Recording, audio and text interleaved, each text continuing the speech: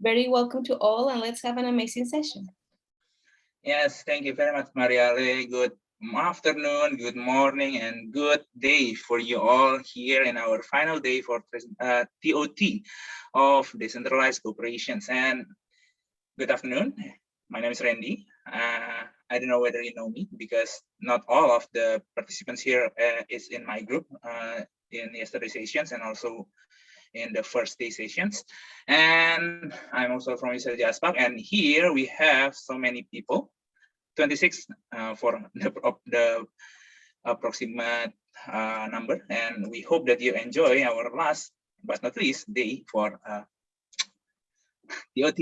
And thank you, Mariale. And today we will be having a review or from our previous days. And in this day 3, we will be learning so much again. Not only yesterday, but we will now learn so much.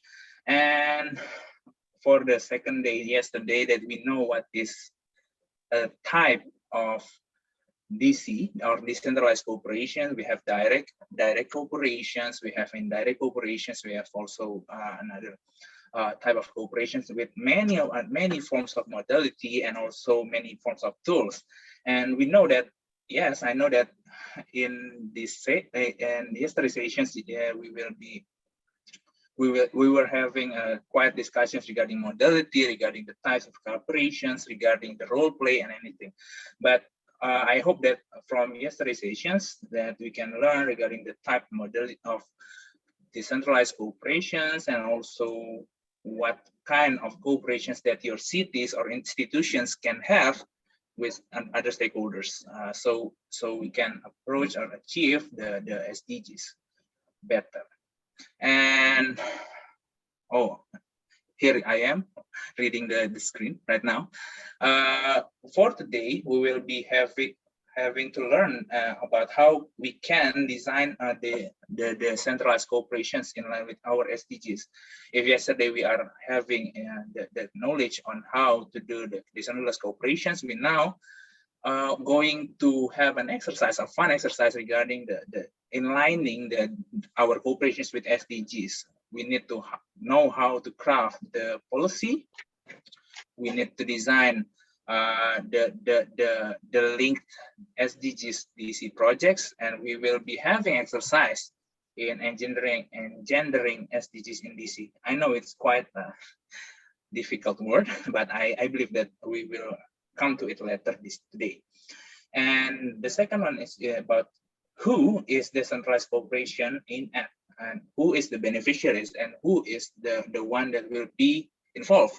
And we will now be also learning about the communications, reporting, and monitoring evaluations regarding the DC, decentralized cooperations. And we will be having the exercise of the head of settlement.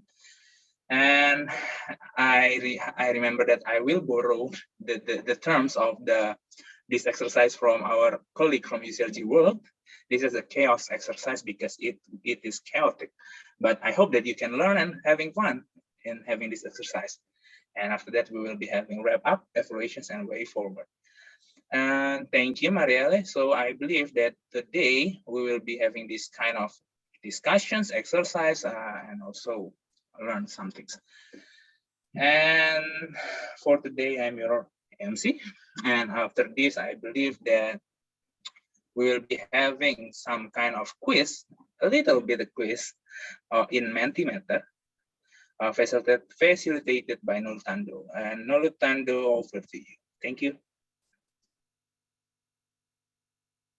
Good morning to everyone.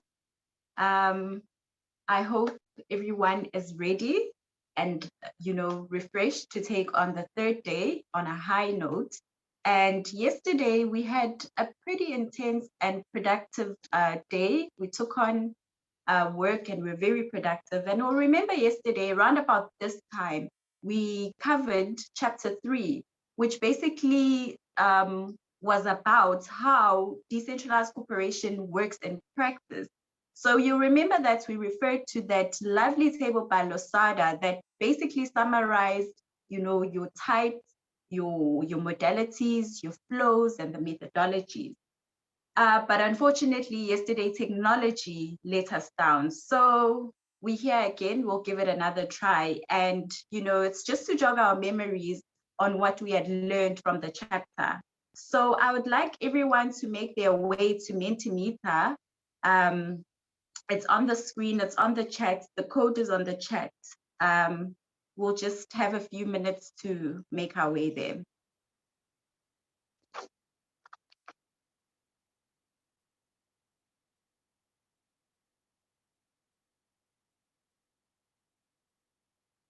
Is everyone connected?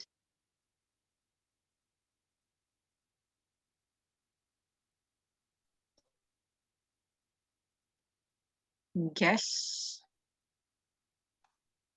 We have five participants connected, so let's just wait a little bit so all of them, or most of them, connect.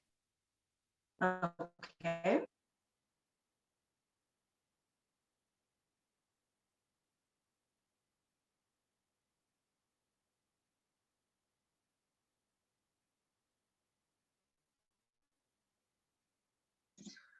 I think we can go forward now, Tando. We have several people here. Yes. Okay. Okay. So question 1, we'll just jump straight into it. So we've got a total of 5 questions, and we will answer each one, and we have options. We'll just select the option that you think is the most relevant to the question. Okay, so the first question is that the city of Nantes, France, reached out to the Madagascan city of Antananarivo, providing much needed financial aid after severe flooding. This modality of direct cooperation is best described as what? The first option being local government agencies for international cooperation modality, or territorial partnership modality, or could it be the vertical modality? Or perhaps you think it's the network modality. So which one do you think out of those 4? Can you please select the most relevant answer that you think best fits to this question?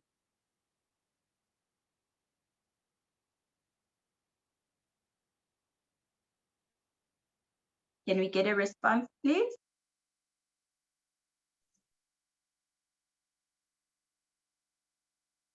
The response will appear after the time is done.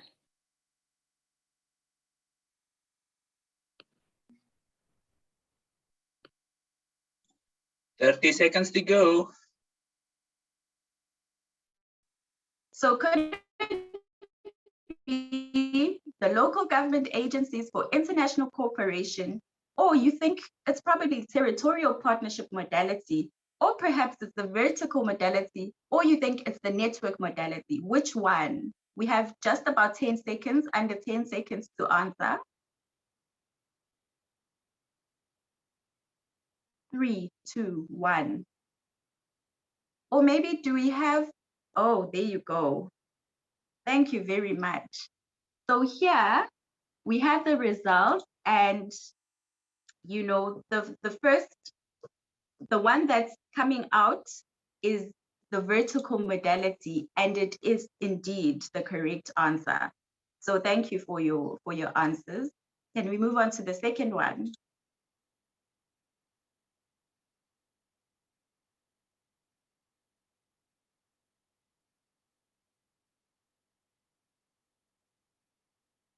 Okay. The port city of Makassar, Indonesia, is planning on twinning with Durban, South Africa, to promote mutual learning on maritime and port management. They decided, however, to appoint an NGO to manage the entire collaboration process. What DC typology best describes this decision? Is it direct cooperation, or is it indirect cooperation, or do you think it's South-South cooperation? So can you please put in the most relevant answer?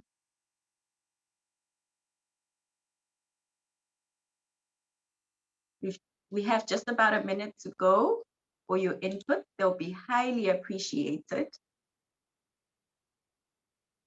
So once again, is it direct cooperation, indirect cooperation, or North-South cooperation. Which one is it?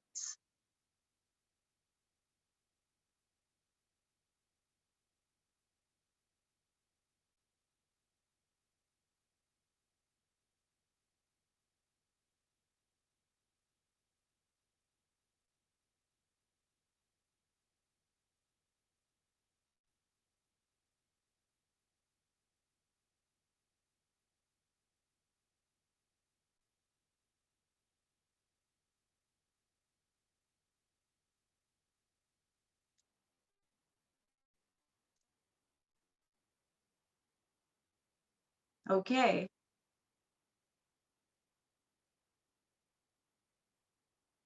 So we're eagerly waiting for the, oh, okay. So most of us answered as indirect cooperation, and indeed it is the correct answer. So thank you very much for your input. We'll go to the other question.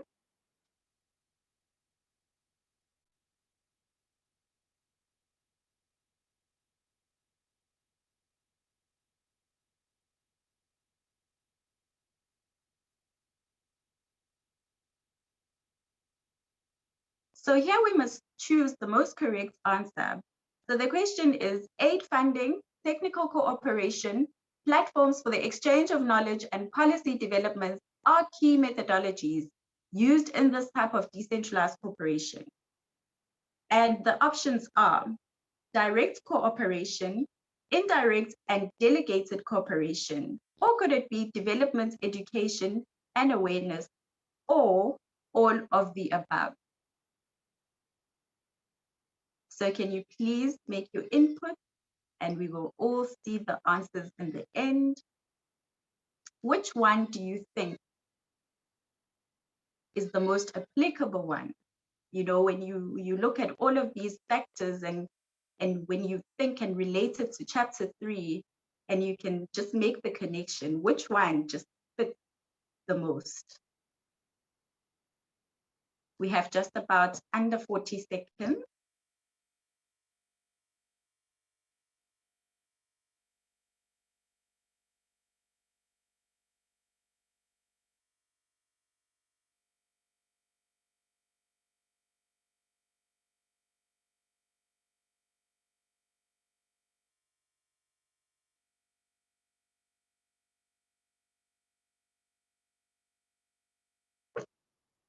If you haven't made your input, now is the time. We are counting down just below 5 seconds. Okay, time's up. And all of the above. And indeed, it is the correct answer. We'll move on to the next one.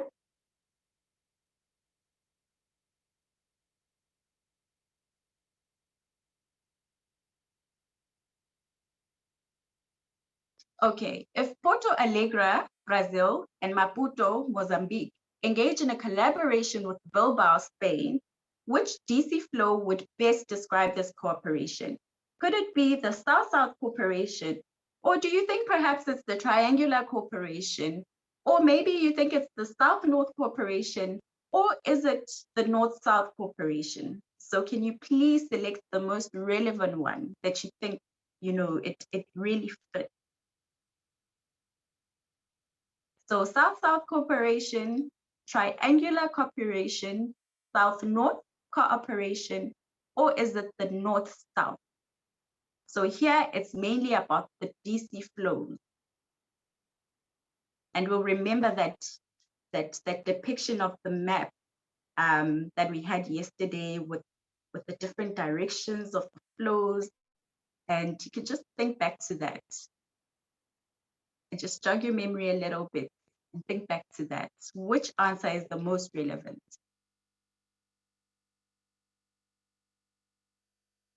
You still have a bit of time to make your informed input, and then we can see the results at the end. So we'll just wait a little bit more.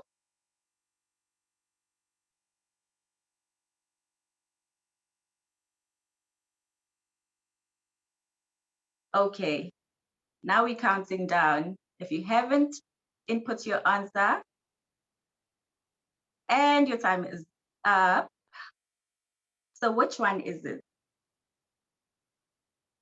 Oh, so 17 of us said it's triangular cooperation, and well done. Indeed, it is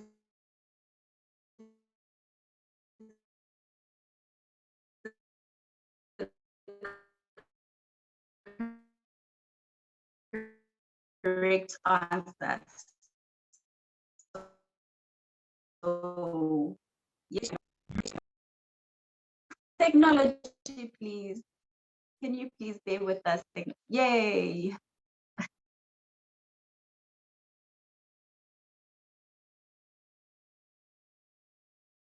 Okay, so the final question is, which type of cooperation uses scholarships and campaigns as its primary modality government? Which type of cooperation uses scholarships and campaign as its primary modality? Is it development education and awareness training, or is it indirect cooperation, or is it direct cooperation? So this type of cooperation, you know, it's centered on scholarships and campaigns. That is a big clue. So do you think it's development education and awareness training? Is it indirect cooperation, or could it be direct cooperation?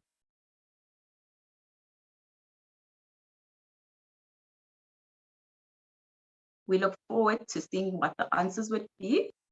We just have a couple of seconds to go.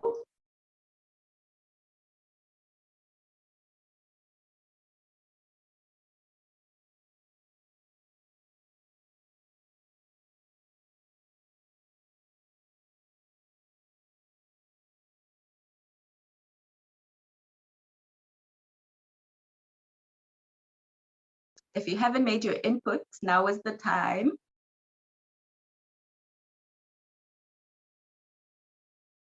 We have just about 10 seconds to go until the result.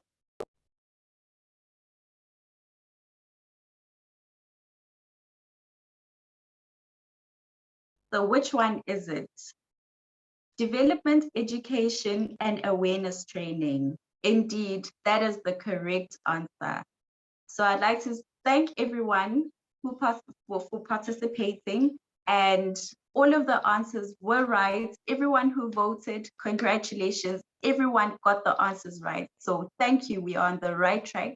And we remember, we can recall what had happened, what we covered in yesterday's chapter 3, and of how decentralized cooperation works in practice. So thank you very much. I'll hand back to our moderator. Thank you very much, Nurutando.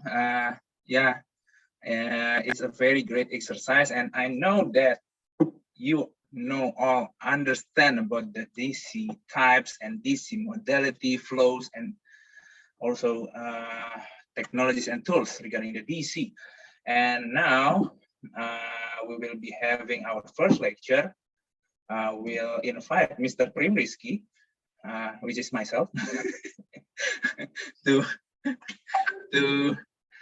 explain more about the 6 steps on how to create a DC. I don't know whether I'm the one that who will be the right one to represent this, because I know that already that you all here as a city government representative, LRG, and also associations have much more knowledge than me regarding to craft and a policy. But it is regarding the DC policy linked to the SDGs, and we now are having the 6 steps policy formats. And please bear with me, I will be having 10 minutes, but only 1 slide. I will try to make it as simple as possible and as entertaining as possible. And yes, so we know now that for a great or a good decentralized cooperations, we will be having the 6 steps policy formats. This is what we know when we are developing this module. So And we hope that this can be implemented optimally and to create a better DC or decentralized cooperations.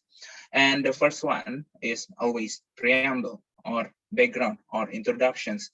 In these sections, you will need to know that you are the city governments is also a major stakeholders in our world. You know, you can rely to the national governments, but you are also a player. You are not only a substitute player. You're not the bench warmer, but you are also a player in this DC cooperations.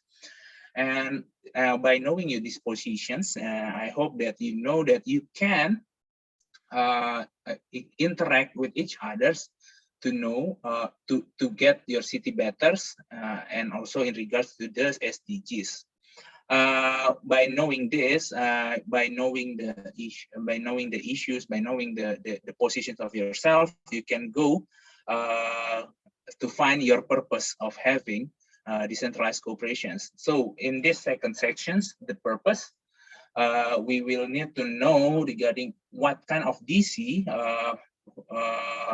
this decentralized cooperation that we will be having, why you need to have these cooperations, and also maybe you can also try to attain as the SDGs that we want to attain. For example, if you want to attain SDGs number 2, the DC, the decentralized cooperation that you will be having, the purpose is to attain the SDGs number 2, etc., etc. Maybe you can have many other SDGs in one DC, but yeah, we can. If you have the purpose, you can create a better DC policy. After you having a purpose, it is, I believe that you all know about this. You need to have a problem statement. If you didn't have the problem statement, you don't know where your DC will be going to do. What are your DC going to do? What are your DC going to have, and what are your DC going somewhere? I don't know. And then because of this, we will need to know what kind of issues that we are having, what kind of purpose in the second sections that we want, and we will need to know where we are as we stand in the preamble. After we have the problem statement, and we can go to create or develop the policy.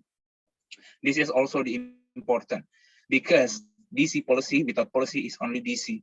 It is going nowhere or going somewhere really far. We don't know where. And because to develop this policy, you already have your statement, problem statement. You already have your purpose. You already know where you are. You can create a better policy. And this, when you have a better policy, you can go to try to have a better procedures. In number 5, the better procedures. If now have a policy, but you don't know how to implement the policies. That's why the procedures is indeed important.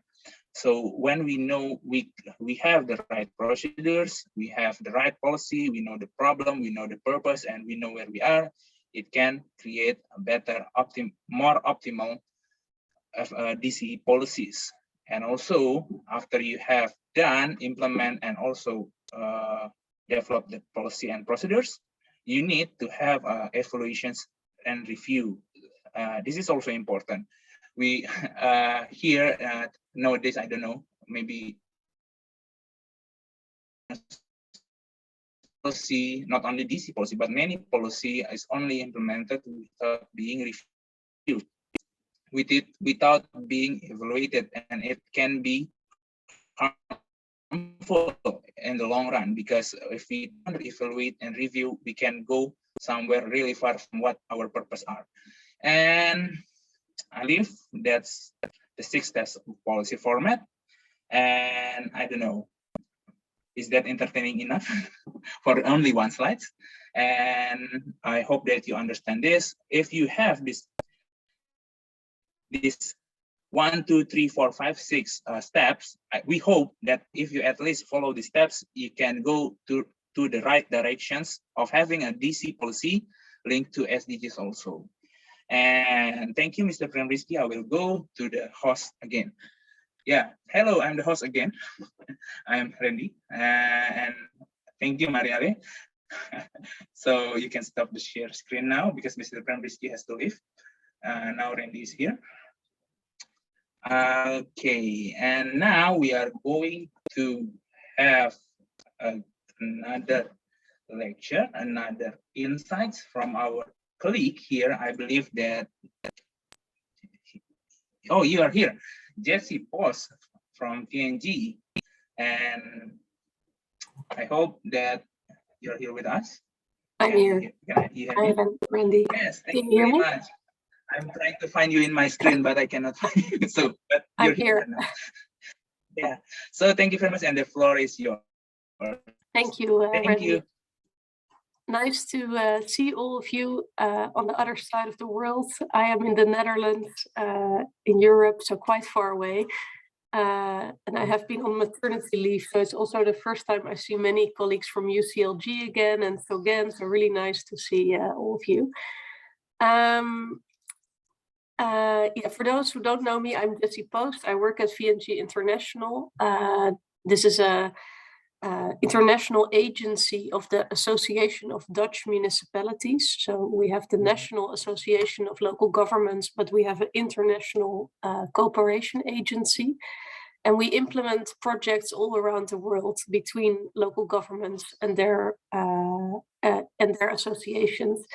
These projects, they are funded by donors, so by our Dutch Ministry of Foreign Affairs, for instance, but also European Commission, the World Bank, and other donors, which you probably know. And currently we implement around 40 projects around the world, where in all of these projects, we strengthen local governments. Sometimes we work on waste management with local governments. Sometimes we work on other municipal services, or on installing registries, for instance, land management. It can be anything related to local governance. But it depends a lot on donor priorities and funding. Currently, we mostly work in sub-Saharan Africa because the donor organizations are focusing on this region, the ones we work with. But also a little bit in Asia. We have ongoing projects in different countries, also Middle East and Latin America. And the SDGs are clearly becoming more important to donors. We see countries worldwide have, of course, committed to them in 2015, and everybody needs to accelerate. And the donor community is also realizing this.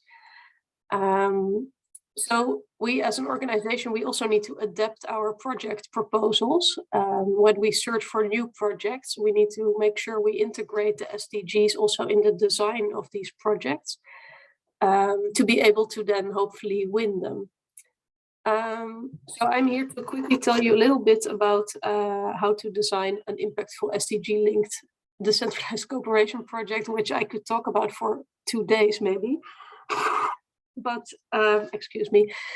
But yeah, let me just briefly say what are the things you need to think about when you design a project.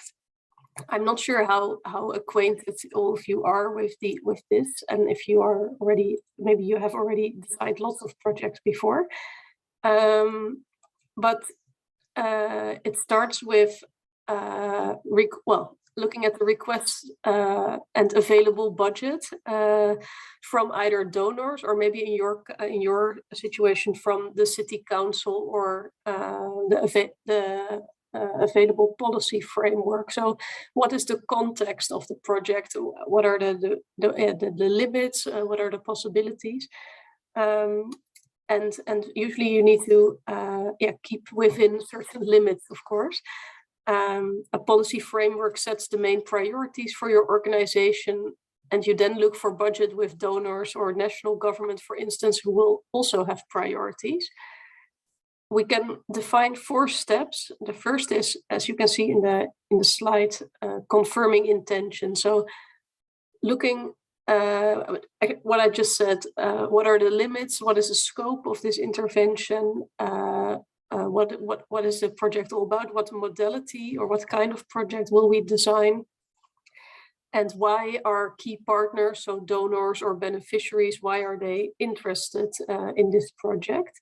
So it's really scoping, the scoping phase. Then you move to investing in the preparation.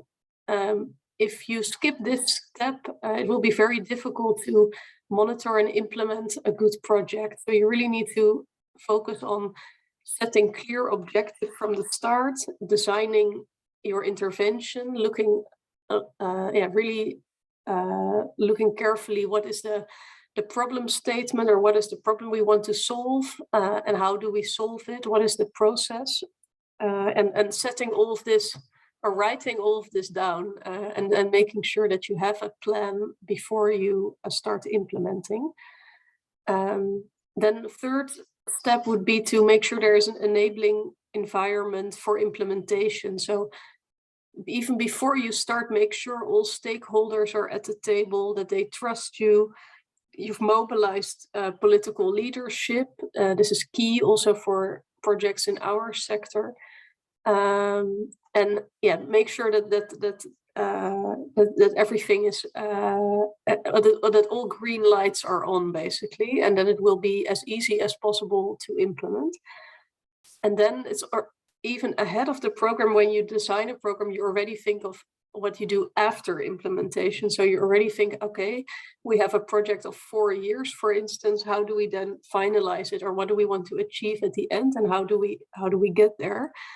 And also, how do we make sure that our results are sustainable at the end through a good exit strategy?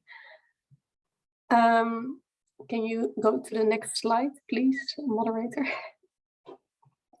That's a lot of information, so I'm going to zoom in on the investing in the preparation phase. So what do we want to achieve and how? So it's the second phase of the last slide.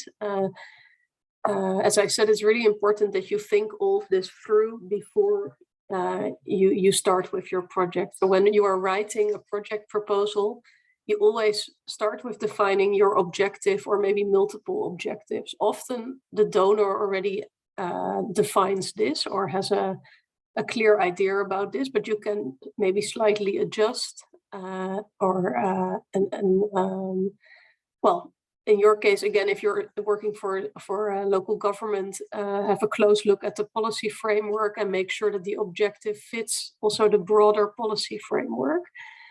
You also define what resources or capacities you need to then achieve this objective. This is what we call input, so the second step at the top. And what the consequence will be once we use these resources, which is the output, and how to measure the change between the initial situation and your input. The outcome, so the last step, is the long-term impact you plan to achieve.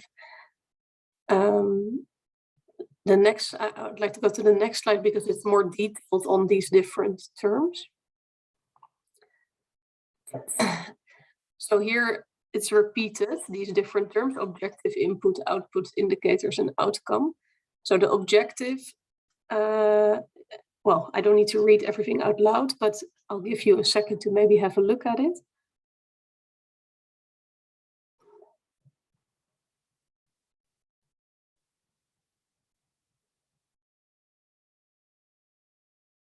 Yeah, so again, the objective is really the overarching goal of your project. Input is what goes in, output is what comes out, and indicators is how you measure this.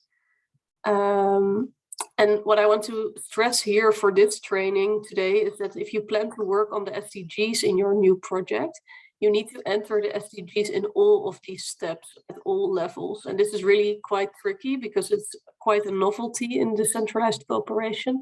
Even an organization like mine, which carries out many projects, we're only starting with really integrating the SDGs already in the design of projects, because yeah, we realize that again, we need to achieve this agenda all together by 2030, and every little project or every big project will help achieve the SDGs. But if you do not stress this already in the design of your project, it will be very difficult to then monitor, because you don't have any baseline or any starting situation which you can compare with. The SDGs all have targets, as you might know already, and indicators. So this helps you with the step indicators, because you can try to use the universal SDGs, and UCLG also has done a lot of work to localize these universal indicators, so to become more local.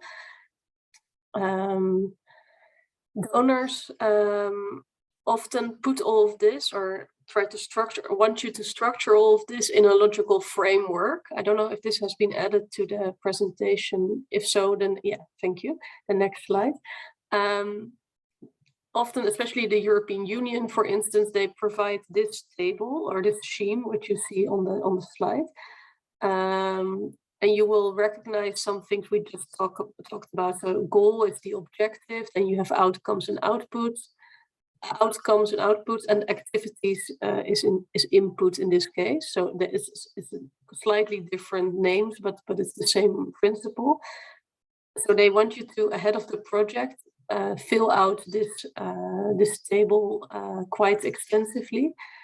And they call this a logical framework. You might have heard about it. I believe the EU also provides trainings on how logical frameworks work and how you can fill these out.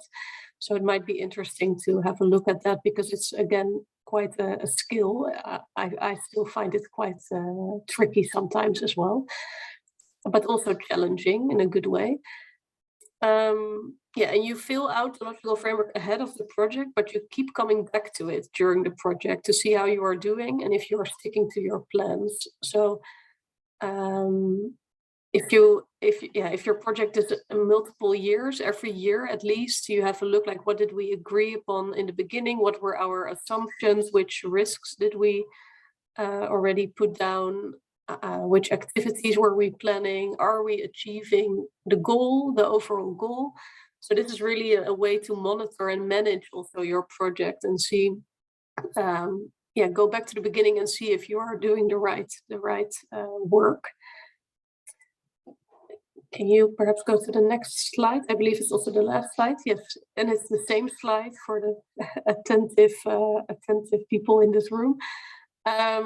Because I wanted to mention that even though the logical framework is well known in decentralized cooperation and often used, we see that more and more organizations are shifting to another approach, because logical frameworks are quite rigid. Even the table I just showed you already shows you it's a square table with lots of things you need to fill out, and reality is less square, let's say. Less of a square. Things go differently. To just name one, the whole COVID pandemic has changed all of our ongoing projects. And if we now look back to logical frameworks from a couple of years ago, it's very difficult to relate the current context to what we wrote down in our logical frameworks a while ago. So in the development sector, different organizations have come with alternative ways of measuring your impact and designing your project, which we can put under the umbrella name of the learning approach. It basically, we're trying to find alternatives which are more participatory and more flexible when designing a project and when monitoring a project. A good example is the theory of change. That's really an alternative to logical frameworks. As the name says, you start your project with a theory of change. So how you think change will happen in your project, or how you assume change will happen. And a theory of change is always based on the same sentence: if, then, because. So if this happens, then this will happen because of this. It's maybe a bit vague, but the if is very important, because if something doesn't happen, the theory of change provides us with opportunities to go to a different if then because the start is different. I hope I'm making myself clear. It's really quite a difficult topic to quickly describe. But another example is change tracking, and this is maybe easier to explain. In a project I managed myself, we asked the people participating in the project, so the people taking the trainings and people who were the beneficiaries of the project, to document the change they were seeing around them, but also for themselves and for their team and their organization. So we asked them to describe the situation at front, so in the beginning of the project, and then every 3 months we asked them the same question, and to describe the change they had seen. This is of course much more qualitative. It's really subjective also, because you ask people to describe change, but it makes for a much more participatory way of monitoring your progress, and it's also capacity building of the beneficiaries, because you ask them to also reflect on how altogether we are changing in this project. So that's a different way of designing your monitoring in a project and then following up. It's just to name that there are different ways of doing decentralized cooperation projects.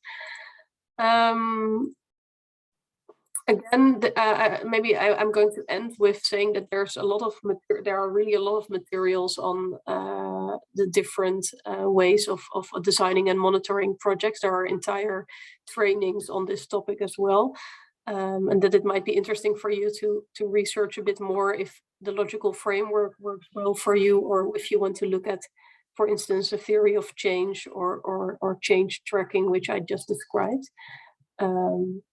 I hope this was what you expected from me at the UCLG team. If there are any questions, I'm happy to take them. I will also put my email address in the chat in case you want to follow up later and ask something in a later stage. Thank you very much, Jessie.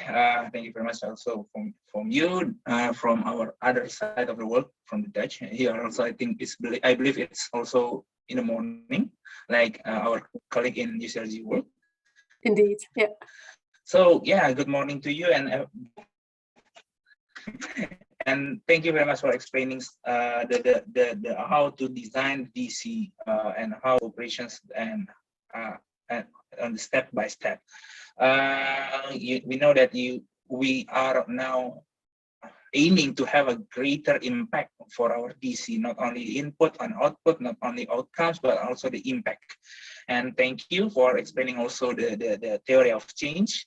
And I think there are maybe several of our participants here who want to have a questions. You can raise your hands, please. We will be now having Q&A sessions for 5 to 10 minutes. If any of you want to clarify something, to learn something more, just say, and please just raise your hand and ask some questions.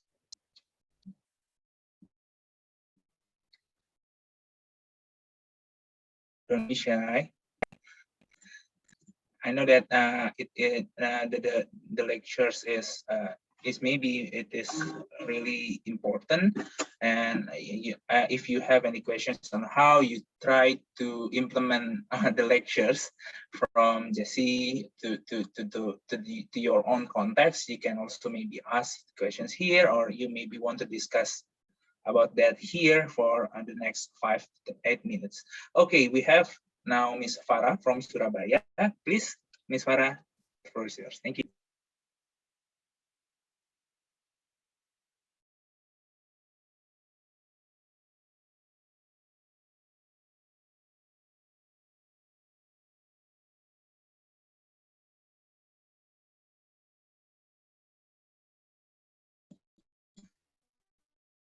Ms. Farah, I think you are freezing, or it's my camera.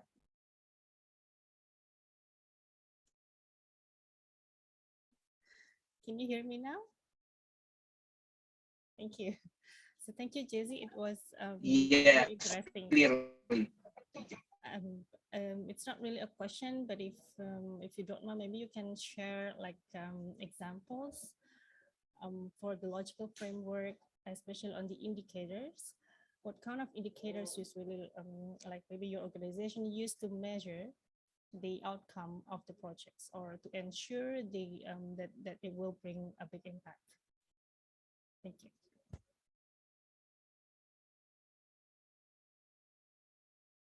I'm sorry, I'm muted.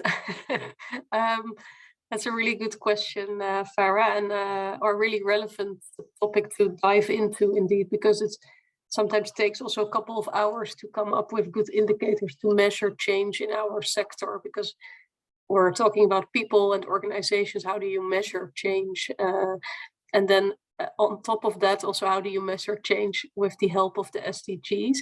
I can definitely share a log frame from a previous project. I'm not sure if it will include already very well the SDGs, because we're also still learning in this about this. But I will have a look and then share with the learning team. So it will come to you after the training.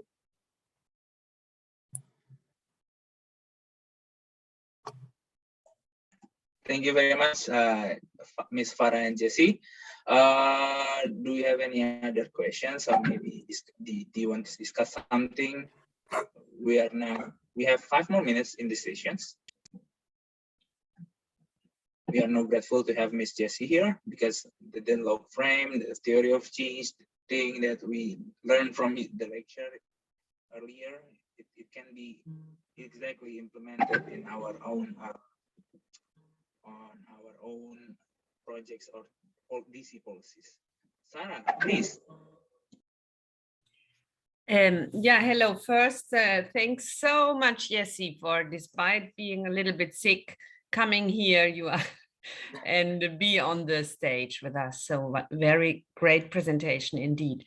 I think the point on the theory of change, SVNG has been, and the learning framework, which in the end, the change is, of course, to break this rigidness.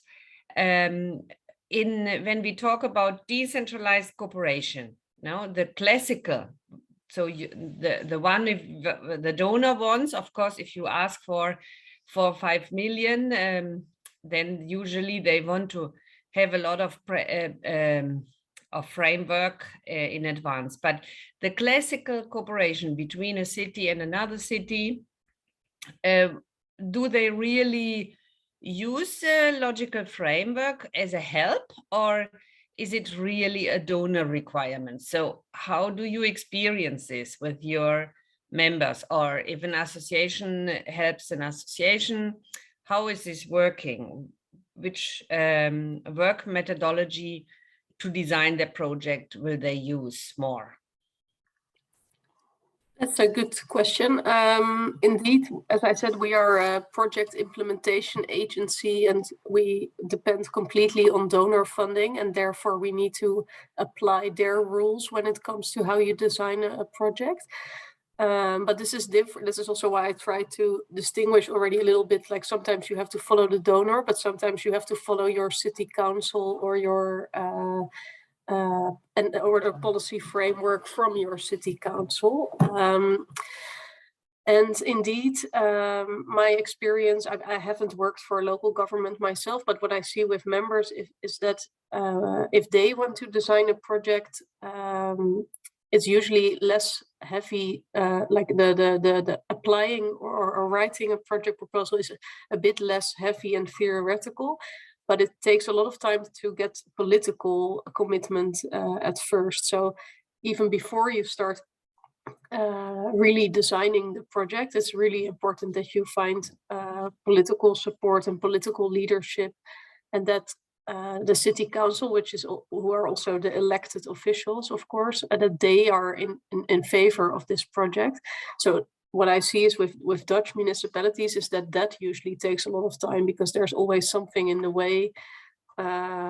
For instance, elections coming up, then usually it's difficult to come with new projects, or elections have just taken place, then it's difficult because there is no policy framework yet. So you really have to look at the timing of the politics as well, and influence the policy framework, which Randy just talked about before my presentation, because if the policy framework doesn't mention anything on international relations or the need for international cooperation, it will also be very difficult to come to the project phase afterwards. So I would say that managing and monitoring is a bit easier when it's your city council, because yeah, the reporting is less intense, though at the same time maybe more sensitive because it's about local governance and local politics. Does that answer your question, Sarah? Yes, I think very much. Like in the 4 blocks, no, as you say, the preparation in relation is a lot of work underestimated. So it's not neither way an ad hoc point. No, thank you. It's very clear.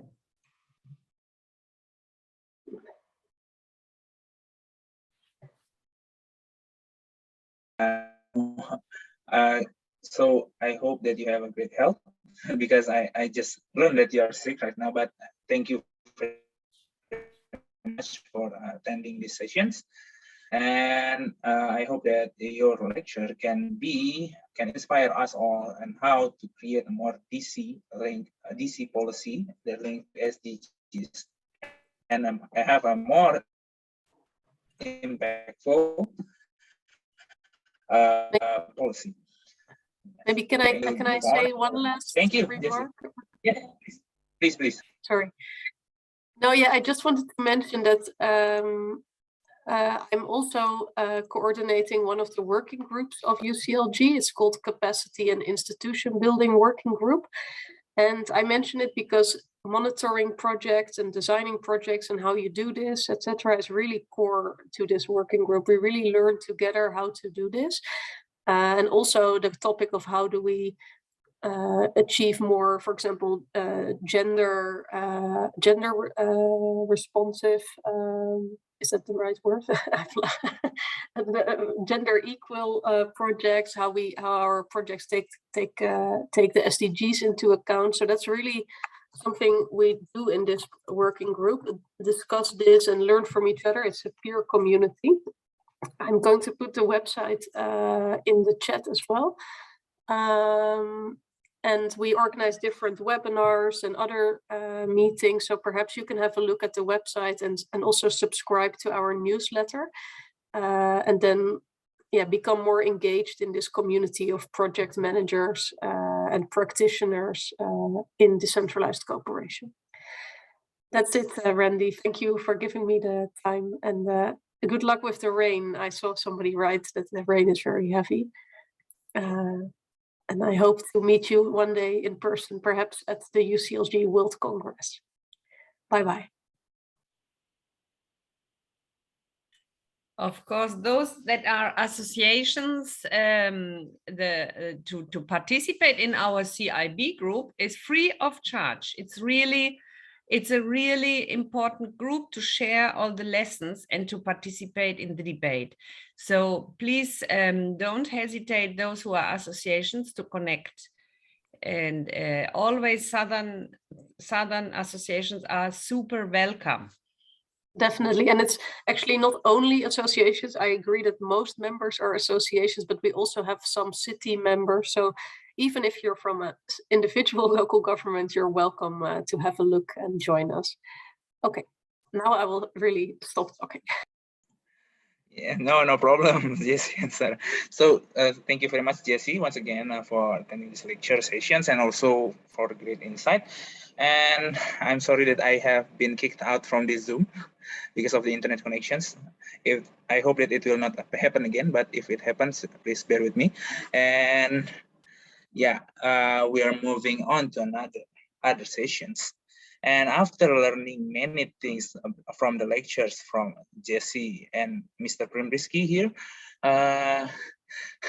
we are now moving to the exercise sessions. The exercise sessions is we will be having some kind of exercise. It will be on mural, and I will give the floor to Maria Alejandra to explain the exercise. Thank you.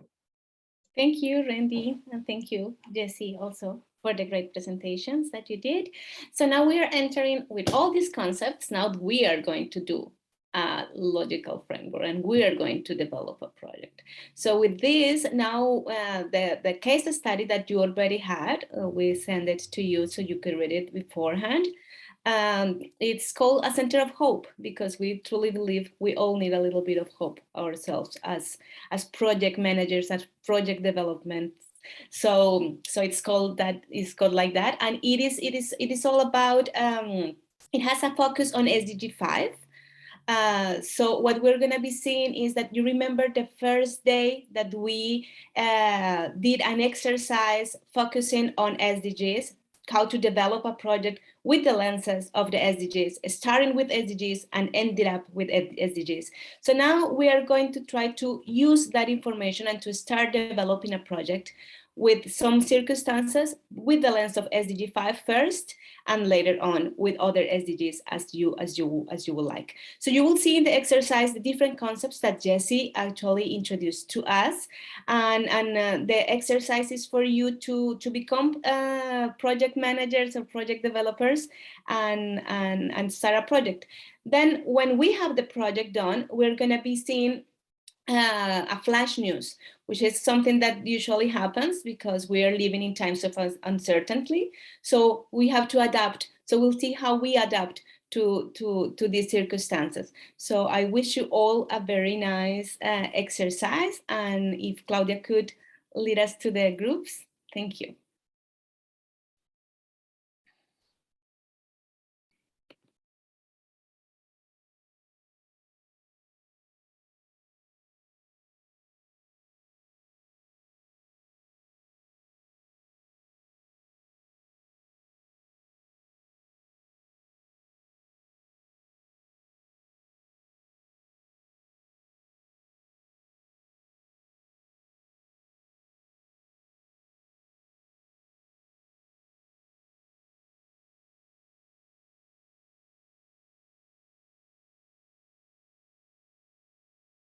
Claudia, can you hear me?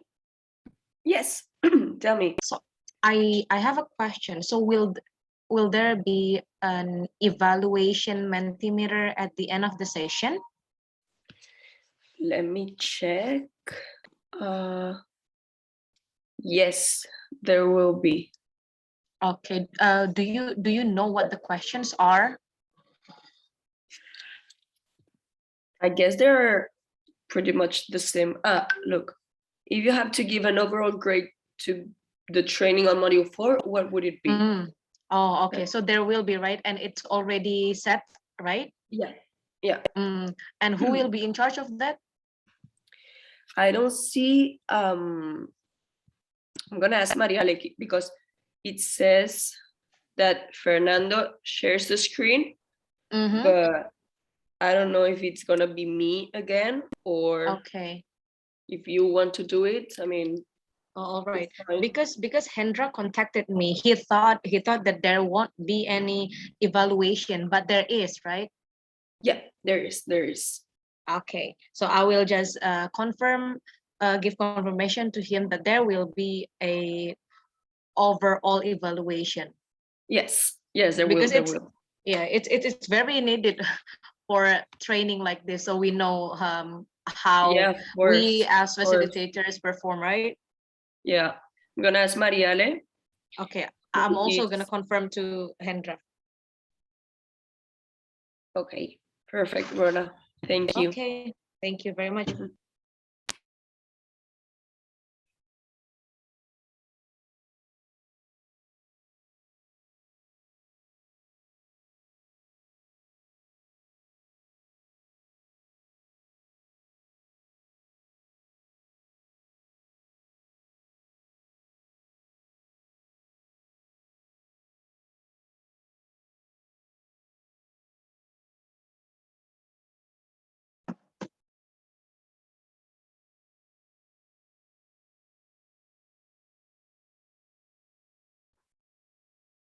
All right, so I will just go directly to the Sala 3 because I see that it has the least people there.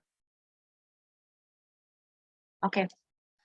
I will be moving around and sending messages for like how much time there's left. And Okay, sure.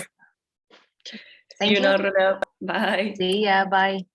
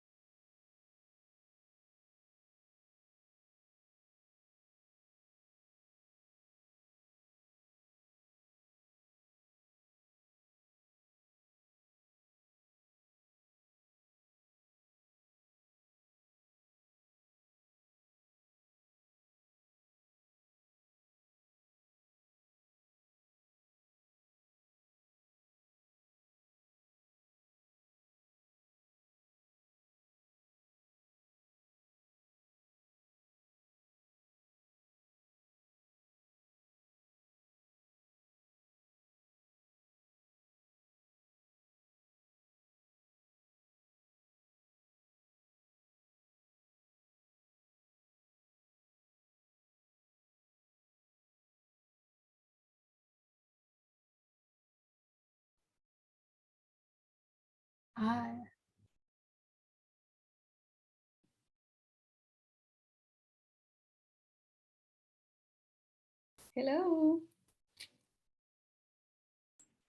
Hi, we are back.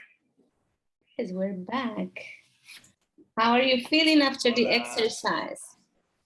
It was so long and a bit tough. My head is burning. But with knowledge, burning with knowledge, which is the best God. burn. Yeah. My brain is like overwhelmed and like I was confused between outcome and output, outcome and output. But that is good. But Guys are really hitting us. did you get a clear idea of the difference between output and outcome? That you didn't?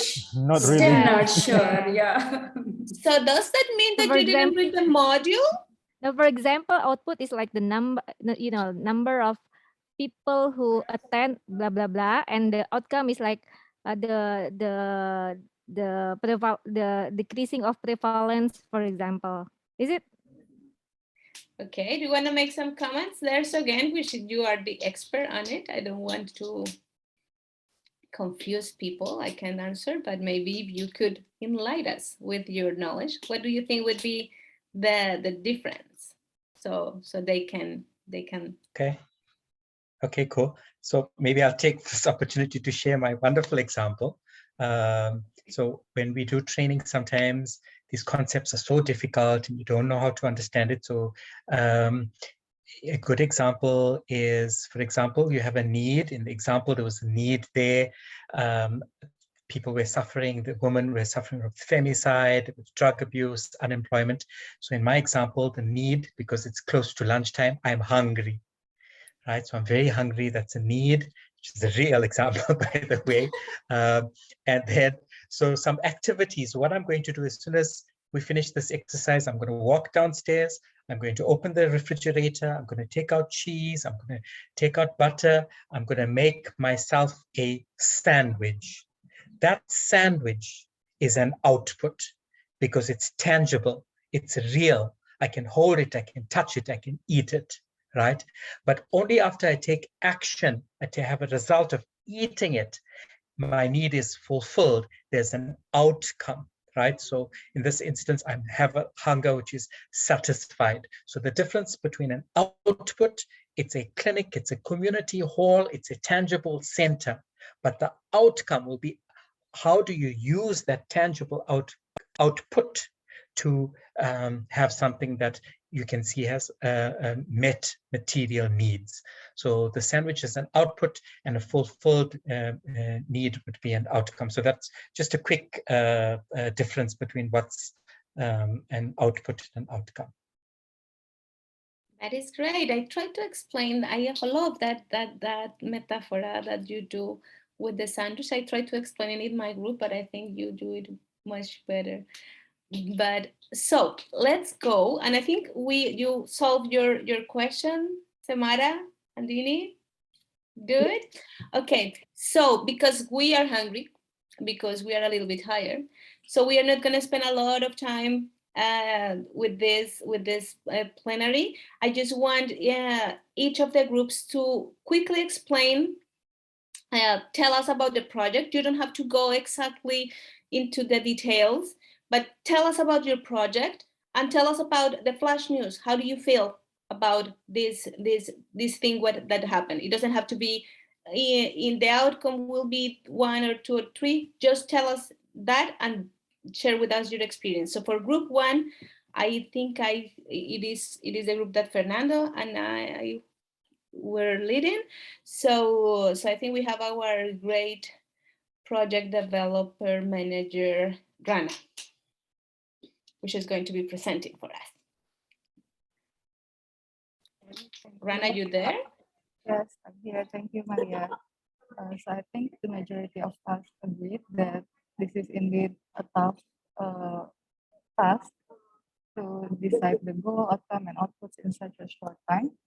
So based on our discussion, the goal of of our project would be to increase the welfare of the people in Cape Town, especially women and children, which corresponds to SDGs number 8 and 5, with related indicators of to decrease the decrease of violent cases against women, in which data can be collected from the crime statistics.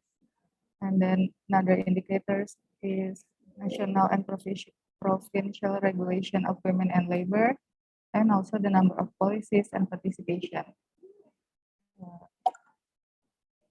I would like to ask how long do I have to explain this?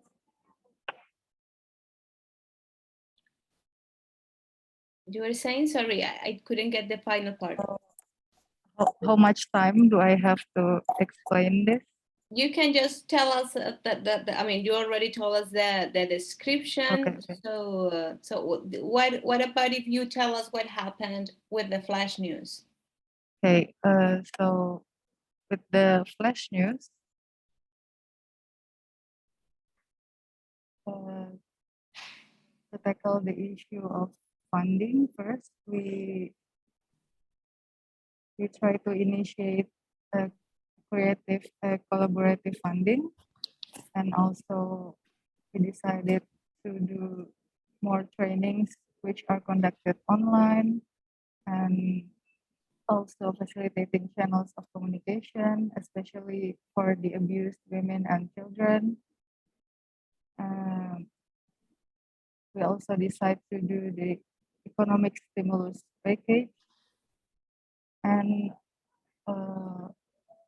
also matchmaking the stakeholders, so more stakeholders can meet and collaborate together, and also involving religion and community leaders.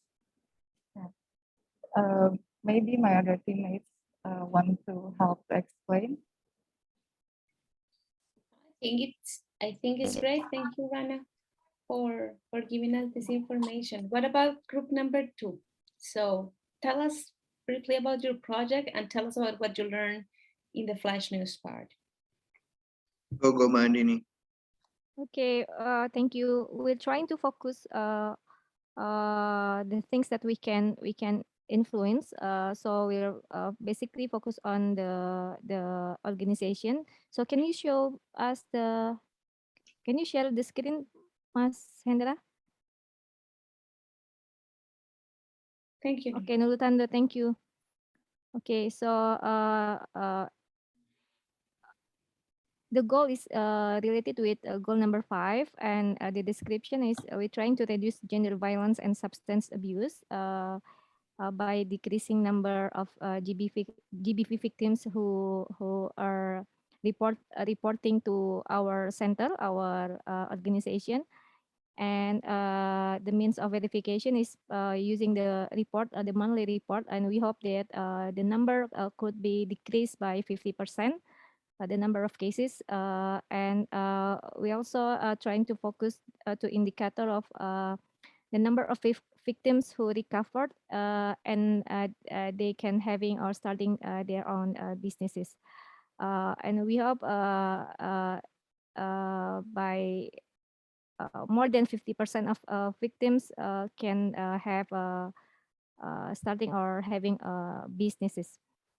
And for the flash, should we go to outcome, Hendra, or only the goal?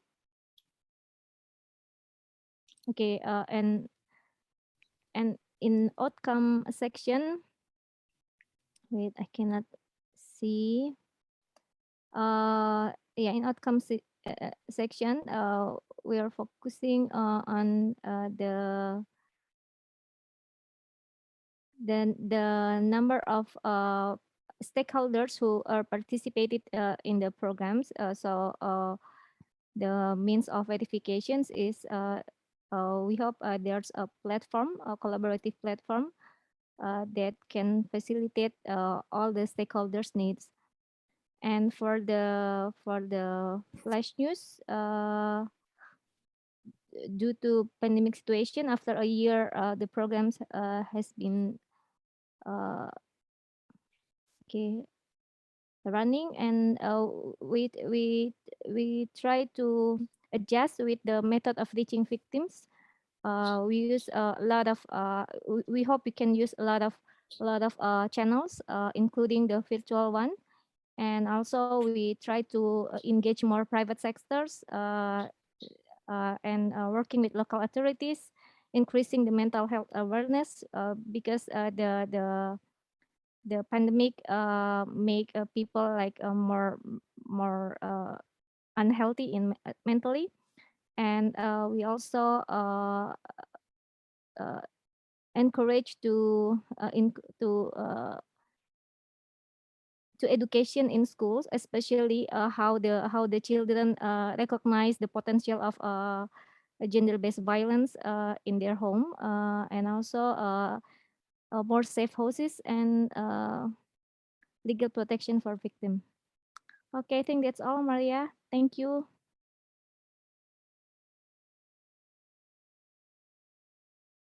Maria, you're still muted. It's because I need a break. So I say thank you. It was a great teamwork. And let's go to group number 3. Yes, thank you, Marielle. The group number 3 is from us. So we have here Miss Farah from Surabaya that are being our project manager and are being greatly leading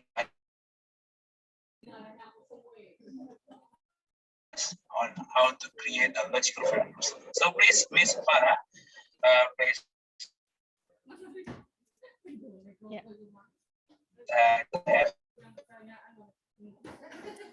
Yeah, thank you, Ms. Randy.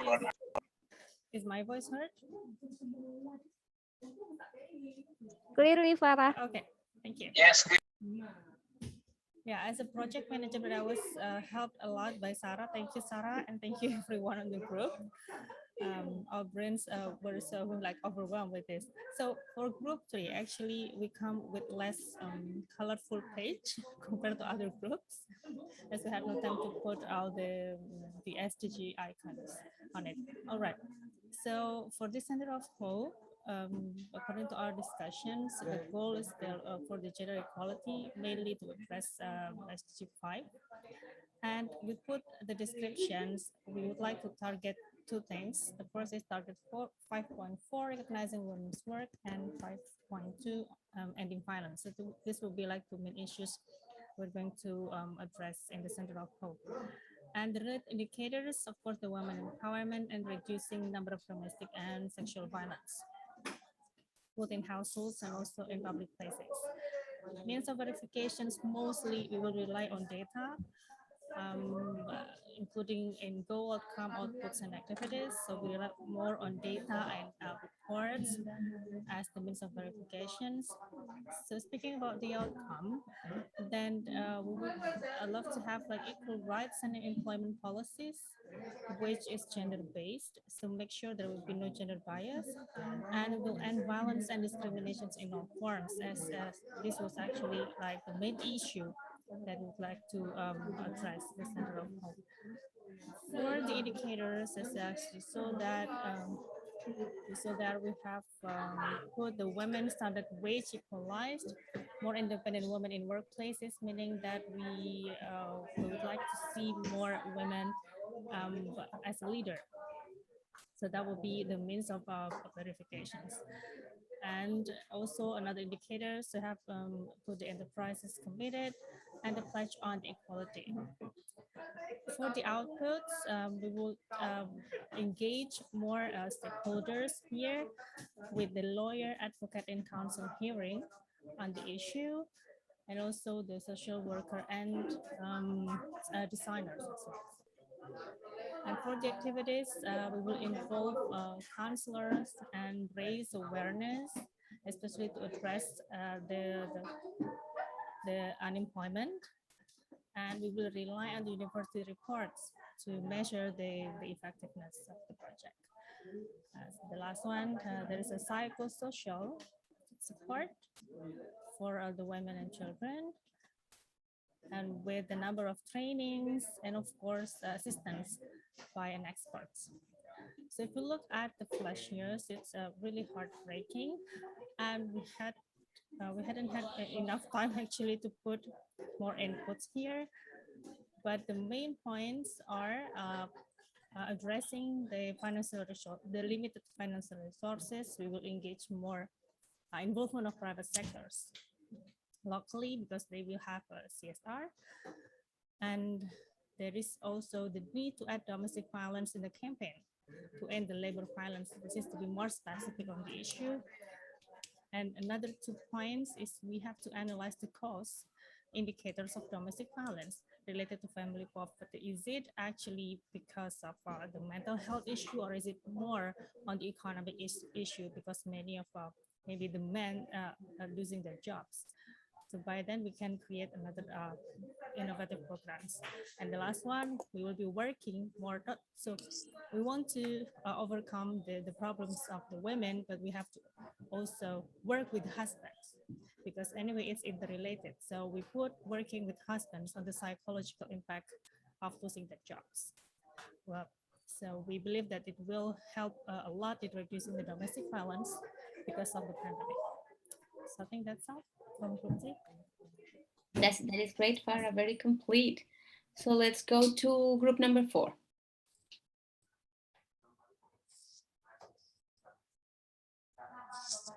Who is in group number 4? Group 1? I'll can share the screen for can you. you share the screen?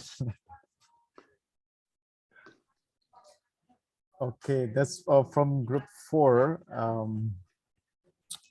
So we have decided the goal, outcome outputs, and also the activities. The first goal, we are going to co-create an economic, sustainable, resilience missile planning community. And then what are the indicators is we can see from the number of the domestic abuse reduce in order to achieve this resilient community. And also the other one, and then how can we know that is a reduced? First, we can see from the South African Policy Service statistics. So from that, if we is reduced, then it's mean it's successful. And then the second one is the second indicators is we have consistent active participation from the members and local community, because from that, and then how can we measure this is by seeing the attendance from these members and local community who attend the activities. And then the second one is the outcome. And then what is the outcome of this goal is we are trying to engage and educate boys and men in order to eradicate gender-based violence. And then how can we do that? We're gonna do the counseling space. We're gonna provide a counseling space for perpetrators and young boys. And then we know that, then how can we verify this? For example, like 10 fully functioning community space with a 20 qualified service provided. And then also we're gonna have a school program, which educating the boys. And then to verify this, we can say that 1,000 over 1,300 boys completed the program itself. And then the output is more women accessing reproductive health services, and also more women in strategic position in the community.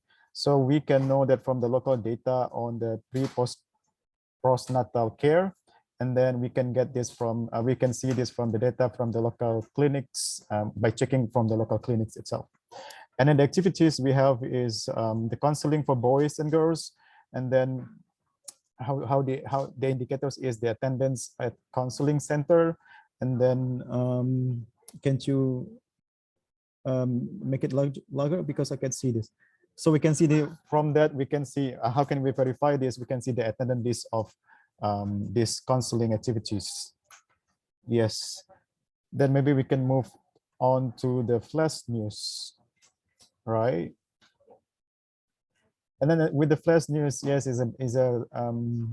we try to identify the activities and also the stakeholders involved in the activities regarding the COVID, regarding the pandemic. The first one, we try to digitalize the counseling by engaging the private sectors to provide a free data for the counseling activities. And then the second one is we provide outdoor activities to accommodate social distancing needs. And we need parks and recreation place to provide this open space. And then the third one, we try to engage media agencies to provide the campaign, especially in the area of gender equality and respect to women. And then the fourth one is we can provide door-to-door government services which involve health department. And then the last one is by revising the modules of counseling modules. So and then from this by involving the research consultants to revise the modules. Okay, that's all. Thank you very much. Thank you all of you for the amazing job you did in the teams. I hope that the exercise helped you to get closer to the concepts. And what I see, and just to be very, very brief, is that you see that you have one case study, but when put our minds together, we can go from safety to health issues to education. So so it is a great experience and a great way to say how decentralized cooperation and how the SDGs can help us cover different ways and go to different paths to actually benefit the people that we are approaching in the initial of the projects. I think one of the very nice things that I have seen in this ToT especially is that you all commented on the importance of on gender-based or gender-related data. That haven't happened before in our other ToTs. So it is very important because you are very aware of that, and we wanted to bring the SDG 5 and the condition of women especially, because it is important, but because it is also mind enlightening. So I wanted to bring that back, and I also wanted to bring other thing regarding that. You all talk about virtuality, digitalization, but you never forgot on that even though we're a pandemic, we're in a lockdown, how the importance of the local government role and the service provision role physically that the local government has. So that is also very important that I got from your presentations. Thank you so much for giving me the opportunity to share this time with you. And I go back to Randy. Thank you very much, Mariale, for guiding us through the exercise. And I think I don't have anything to add before we go to break, because actually Mariale has explained so much about the importance of logical framework, the importance of how to create a goal, and how to implement the goal with the activities. So we have the orders of things, and we can have a more impactful experience on using the policy with goals and activities and outcomes, outputs, and etc. And we will have 10 minutes or 7 minutes, 7 minutes, I think. So we can have a 7 minutes break. We will be having, if in Jakarta time it's 16:40, we will be going to meet again in 16:40. So see you in 7 minutes. Thank you. Good. Please do disconnect. Just turn off your cameras. Thank you. And tweet if you want. Yep. Tweet, do the Instagram, anything. Thank you.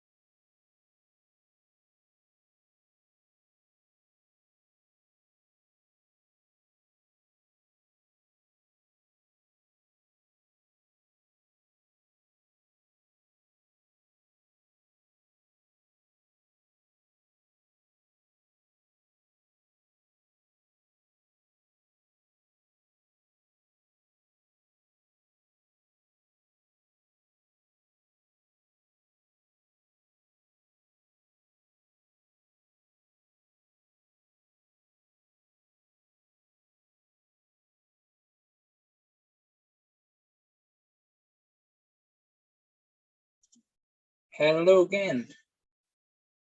And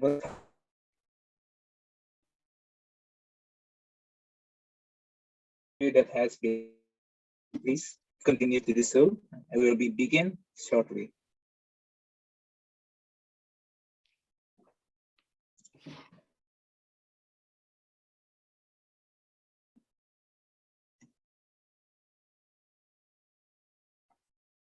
I know it has been a short, very short break, but yeah, to put you in misery any longer because it has been a halfway throughout of today's training. And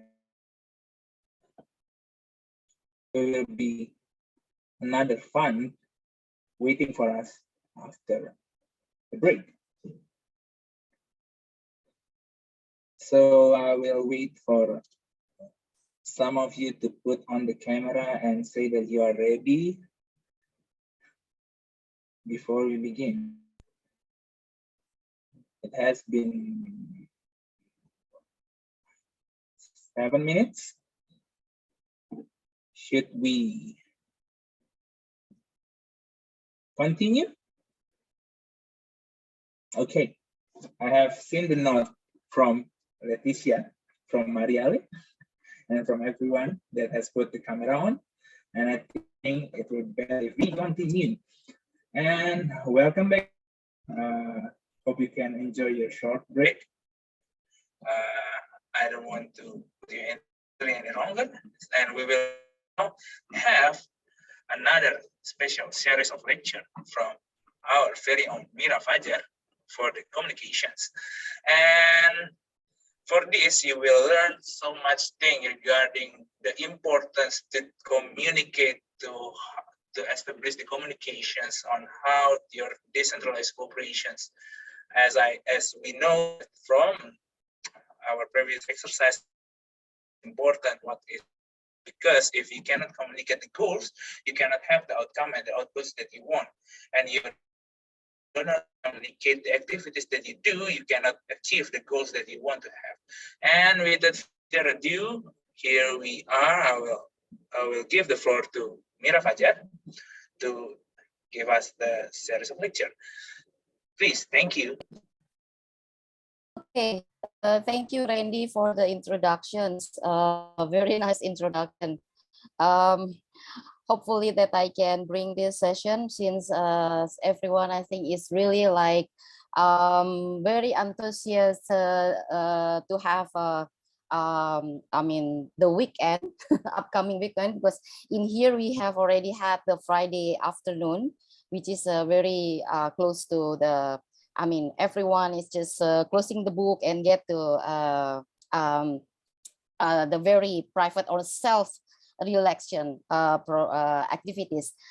Okay, but now we are going to have about a bit fun of the conversation. I hope that Maria, and also I think we have all colleagues here, Fernando, and colleagues from the learning. Hopefully that you can help me to, I mean, just to the facilitated discussions, because this is very tricky and very challenging, and then it is also based on the experience in the very local context, and and also the countries and regions.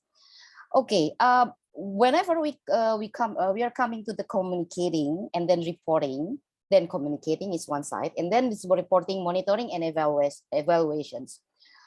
We just try to separate about the, like, we are calling the communication, it's external, outside, but then reporting, monitoring, and evaluation in one side.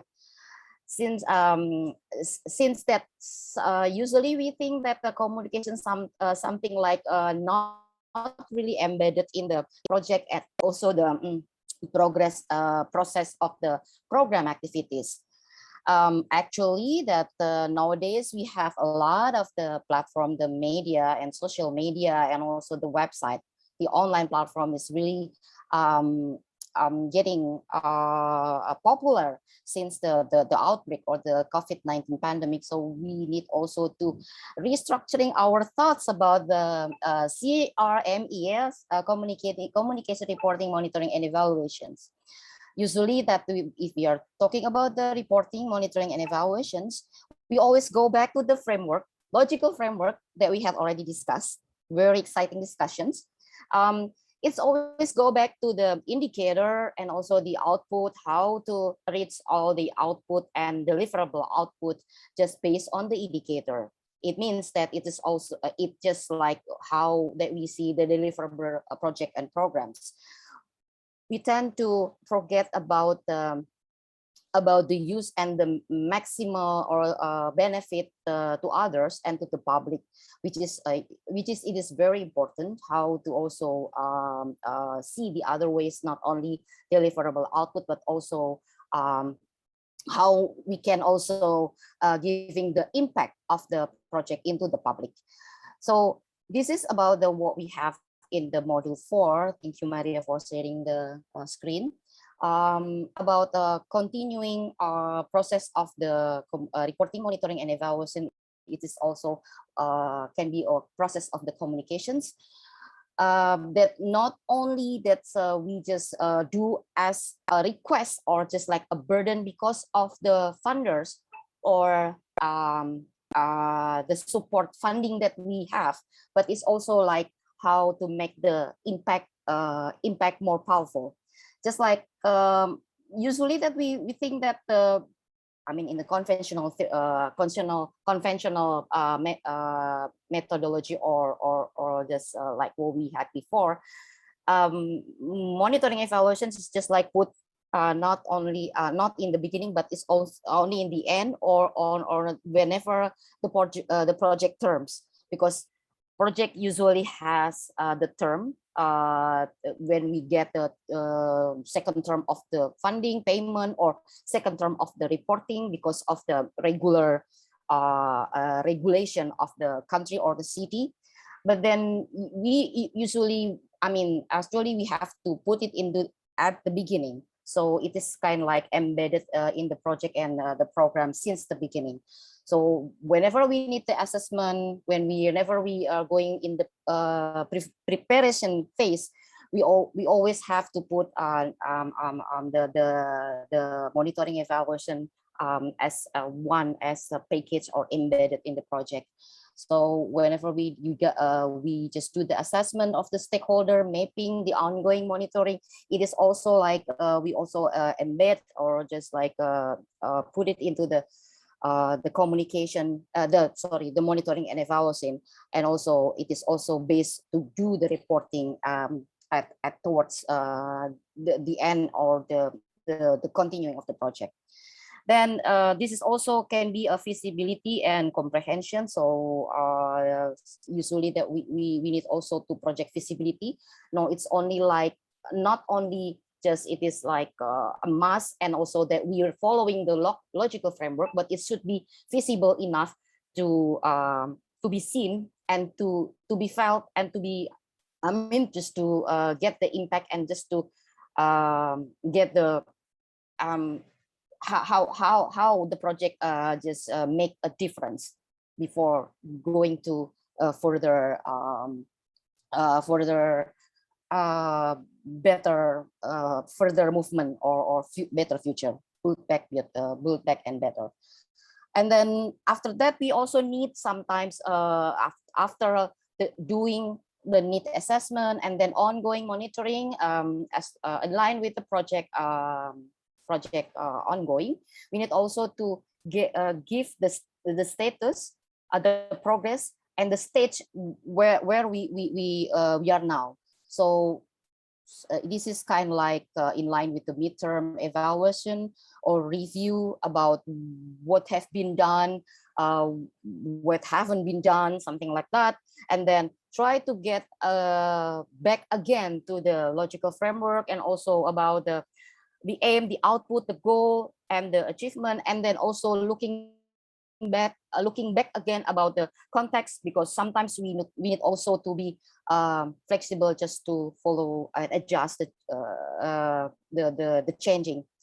And then after that, after the review and the effect of the change, we will also need to have the continuous feedback to all stakeholders, and this is about where we need also to put our innovative section that are communicating and reporting, not just only doing like a piece of paper or a file or document that can be shared to the grant or the funding, but also should be also friendly, accessible to the public, because it is also the public rights to know and to be aware about what have been done and what kind of policy and then activities that have been intervened and done for their society. The next slide, please. I think this is about the thing that we need also the importance of the communication. Somehow that whenever we are talking about the reporting is such as what I said before. It's not only a piece of paper. It's not only just a mass that we have to submit, but also we also need to do to the public assessment or the make it friendly accessible to the public, because it is also the right of the people, and this is also related to the SDGs, that no one left behind. So the importance of the communications here is just like this is like the strongest or the strength of the communication that whenever that we do the reporting based on the communications communication concept, that method, because communication is always like about the up-to-date and responsive, about the understood and owned, proactive and flexible, also transparent, but it is also done in the planned strategy. So it's not only just like doing something like message and then share it, but it needs to be planned and also transversal and strategic and also institutionalized. So it is very important, and this is also very strong power to get all the report that can be accessed and can be heard and can be also learned to publics. Next slide, please.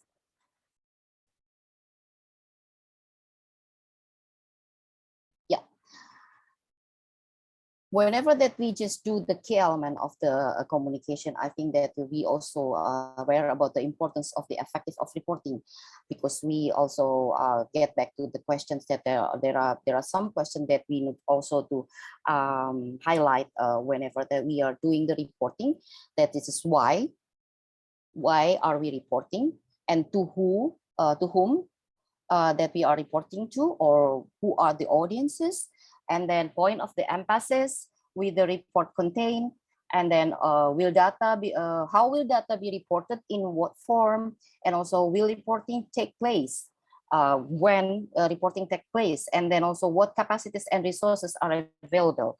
And then if you know these questions, I think this is very important, that the key element of the communication is really embedded in here. So that's why this is also reason that why we cannot do the reporting more accessible, more friendly, not only just be a document, it can be also like a video, compilation of the video, just like what we've done after the event. We can do all the recap and then do all the message and do in the recap and put in the video. It is just like example. And then public and all the related stakeholders and also public can also have the information, and it is also knowledgeable. And yeah, it is going to be more impact that we are going to have, rather than just file document and then just keep it in the bookshelf, something like that. Next slide, please. This is also the tips for the reporting, following to what I highlighted in the previous slides. this is most important that national and international partners would also probably be interested. So whenever we can do very very attractive, I mean, communicable, I mean, just very just putting and highlighting about the key element of the communications, you can also attract other partner and also other international partner or national partner, just to know and just to be attracted and also get into engageable and also get involved in the project. And then it is also good for the what we have been discussed during our training. It's like decentralized cooperation. So I think this is about the thing that we should start about the think bigger and out of the box rather than a very conventional reporting. And we should remember that everybody is a citizen, and that is very important to use language. So this is language. Like yesterday we had exercise, and then we really understand, and we were aware, and I think it is we are aware that the language is something like it can be barrier, but it can also be challenged, and it can be also a strength point. So that's we need also to consider about that. And then the facts and the figures. So how you put the data. Nowadays, people become more and more enthusiastic about the figure or the infographic rather than putting into data, into statistic, into the bar, in the chart, but then more into the very innovative ways. And then somehow we need also to get help, because in highlighting about the question in the previous slide, that about the resource, and then I mean the manpower about how to do the report. Sometimes that we don't have the capacity to do that. We can also get the help from the academic institutions, because in the academic institutions we can help the systematize and standardize information, so the appropriate information that we can have, and also about the data, and also it's about the it is very much evidence-based and scientifically based. And also we can also coordinate with the office and local stakeholder network, also with various partners, even with non-state actors, partners in the local context also. And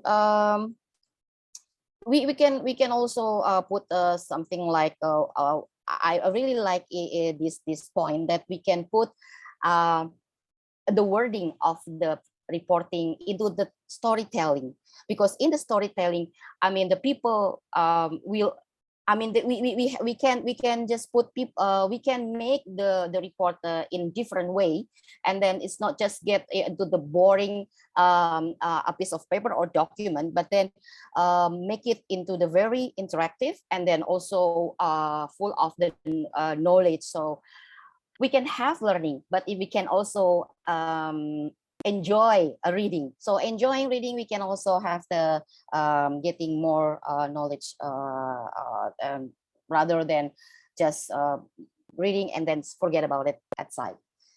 And then this is also that whenever that we report, it's also very it is also very important and also very good also to just to link about the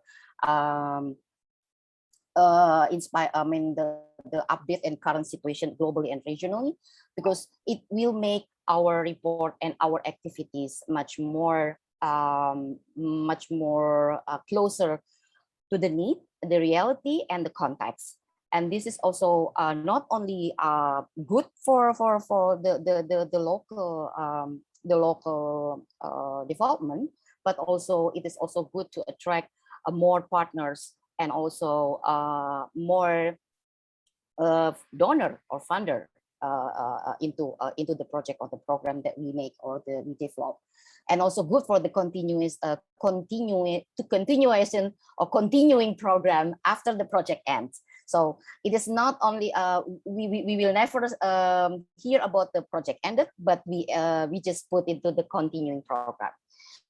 And this is also about the challenges. Sometimes that whenever we do the reporting, we can have the evaluation, and then sometimes in the evaluation we read about our weaknesses, and then maybe we do something like not really inappropriate, but this is like a challenge that we encountered during the evaluation process or during the process of the project or implementations. So we should not avoid it, and then just try to put it, and then try to be as a lesson learned. So it's going to be good as a best practice or lesson learned. Next slide, please.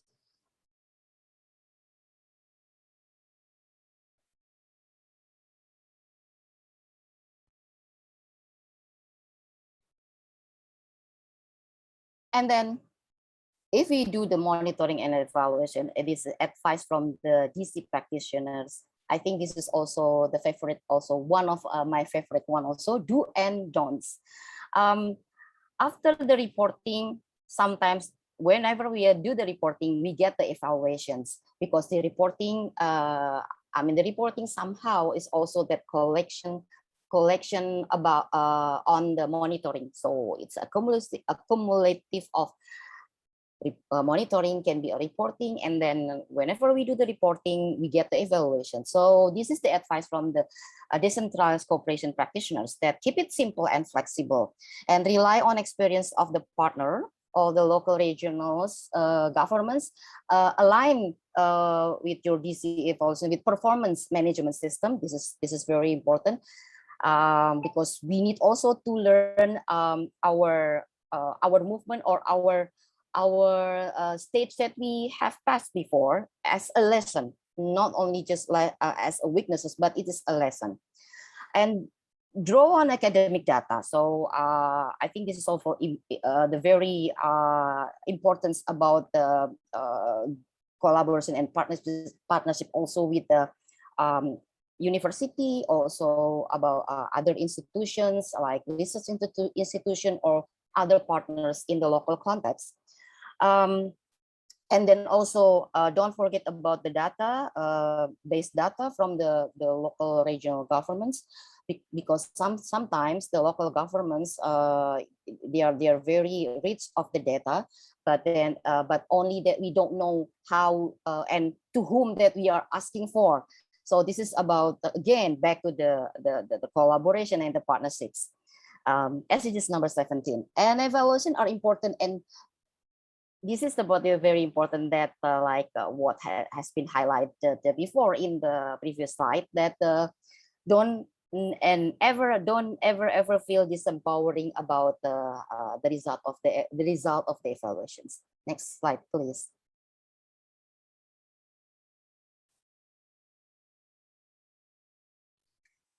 And towards simple empowering the monitoring and evaluation framework, I think this is like aligns with SDGs principles. So this is kind of like tips again to make it simple, and also to make it make our life much more easier. That try to get aligned with the SDGs principles, aligns SDGs with the principle of global partnerships for effective cooperations, and embeds ability to assess. So it's going to be relevance, efficiency, impact, and sustainability principles that should be aligned with the SDGs, and then embeds ability to assess, like a line of decentralized cooperation output with macro level policies, ownership by authorities, dialogue and participation, and potential for reciprocity among the DC peers. I think this is also some of the local government, I think that's much be aware about that, because whenever they're doing the reporting and monitoring and evaluation, they now it is also nowadays, I think it's also very important. It is also a must, one of the key point that they have to involve also the communities. So whenever that dialogue and participation happen, It can be something like a webinar or like discussions before they're having a report, or yeah, we say it sometimes the proceedings. And then this is also content of the monitoring and evaluations. Next slide, please. Yes, I think that's all. I'm sorry that I'm talking too much because this is really exciting. And then you know that during the reporting, and also monitoring and evaluation, that we can have the always go back to the key element, very important key element of the communications, which has been elaborated very well in the module 4. So just read it. You will get inspired and enthusiastic whenever you read it. Just in there you can make it difference about the reporting, and then try to get all the result from the monitoring evaluations to be also useful for your social media. So it is also the time that doing or putting and then filling out the social media for the much more positive sides, rather than gossips or just sometimes something like not really based on evidence based. So just why we not trying to do something like really get into the reality, and then also put it into something enjoyable, but it's also inspiring to others, that can be maybe make it better for the our initiative and our program and project in the future. I think that's all from my presentations. Thank you. This is now for the discussions. I'm not here for only for myself. As the knowledge management team in UCLG ASPAC, I have accompanied with my colleagues. As you know, is Chamara. Chamara is really the person behind of the social media. If you see all the social media from the UCLG ASPAC, this is the person. I know that she is putting a lot of time. Only the two of us and one person from the admin unit, that he is not able to follow the training, but only the three of us. So this is kind of like we learn and we learn. Maybe tomorrow we have something discussion. Maybe you can also be ready if there are something key point or key message findings that we find from the discussion. So it is open for discussion. So maybe here someone would like to disagree with me or feedback, or going to do the feedback or the questions. I would like also to hear from the colleague from the local government, because I know this is something very challenging for the local government to do something like that. But I know now all the local governments also using the social media and also the websites. None of you are not using the social media, I know that. So just maybe to open, or my colleagues from UCLG ASPAC would like to do the protest comments, feedback. Randy, why are you smiling and laughing? Because just recently you asked me about the reporting. Okay, just okay, just go ahead, Randy.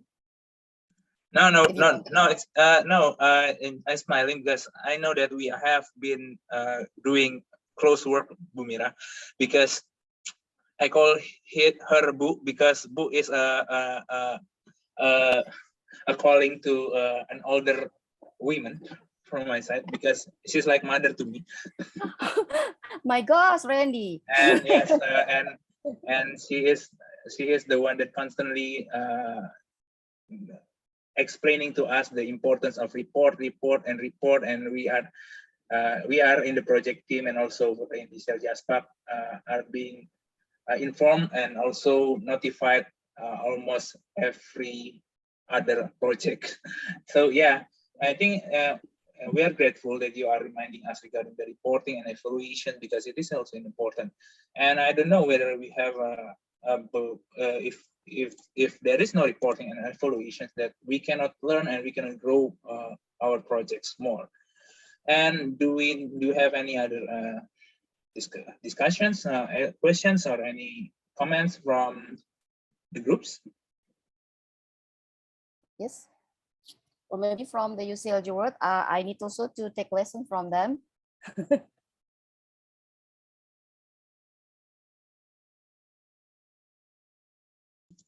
Maybe I think your yeah. explanation is very good, Bu Mira.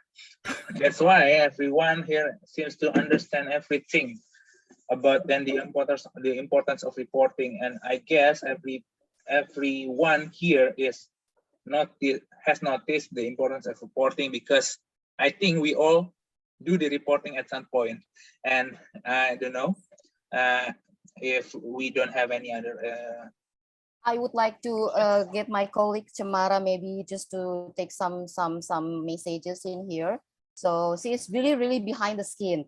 Also, just maybe say something. I know you are still working for others, like COP26 is other. If you are open the website, this is also the work not only done by me, but it's also by Cemara. So Cemara, maybe you would say something about, because you also, before you just join in the knowledge management team, you also one of the team of the localized SDGs with Mas Hendra and Rona here. So yeah, Cemara, maybe you would say just maybe a word or something. Just don't be shy. Yeah, definitely. Thank you, Mbak Mira. I call her Mbak. Mbak is another term that we used to call for women also in Indonesia, but if we're closer in age. So yeah, Mbak Mira. Yeah, I took some great lessons as well from this PowerPoint presentation. Learning by doing is one of my favorite things to experience, and this is what I'm experiencing definitely with this training. Like I said before, I was confused between outcome and output during the exercise, because I managed to read a little bit of the module, but sometimes, what I know and what I experience like on the ground, like with the exercise, can be a little bit different. So yeah, and anyway, from Bamira's presentation, I learned a little bit about monitoring and evaluation, which is something I haven't really gotten into because at the moment, as in knowledge management, being part of the knowledge management team in UCLG ASPAC, I mostly deal with writing articles, increasing awareness on various issues that UCLG ASPAC is working towards, is supporting, especially for local governments. And me, personally, my background is in literature. Like I have no experience whatsoever before in learning about, experience in learning about governance and anything related to local government issues. So yeah, the learning by doing experience is definitely something that I'm getting here, and I'm increasingly learning that communication and now reporting and monitoring evaluation is important. And like with MNE, it is very important so that we can ensure that all like decentralized projects and programs can have a bigger impact, in the future. It can be improved, and it can be replicated even, things like that. And then I noticed some keywords like ownership. If local, for example, if local governments are able to, to communicate their progress, that creates a sense of ownership as well. Something that can be advocated to the national governments. So yeah, things like that. Yeah, I think that's a few insights from me and some of the insights that I learned from this presentation. So thank you, everyone. Thank you, Mbak Mira, for letting me speak. Thank you, Cemara. I think it's also very important. This is in the textbook. There is also that this is what from the colleague, I think. Yeah, it's actually time consuming. Yes, it is. And we should assign a person or maybe a team to do this. I'm now working alone trying to monitor more than 200 partnership project. Wow, in my local government. Can you imagine that? Yes, we do imagine that because we working with the local government, especially me and Randy. That's why Randy can say that because we were a teamwork before supporting the local government. Can you imagine when it was in the COVID? It's really like when we are doing the resilience strategy in cities in Jakarta. It's really like we are also monitoring and doing the MONEF and how to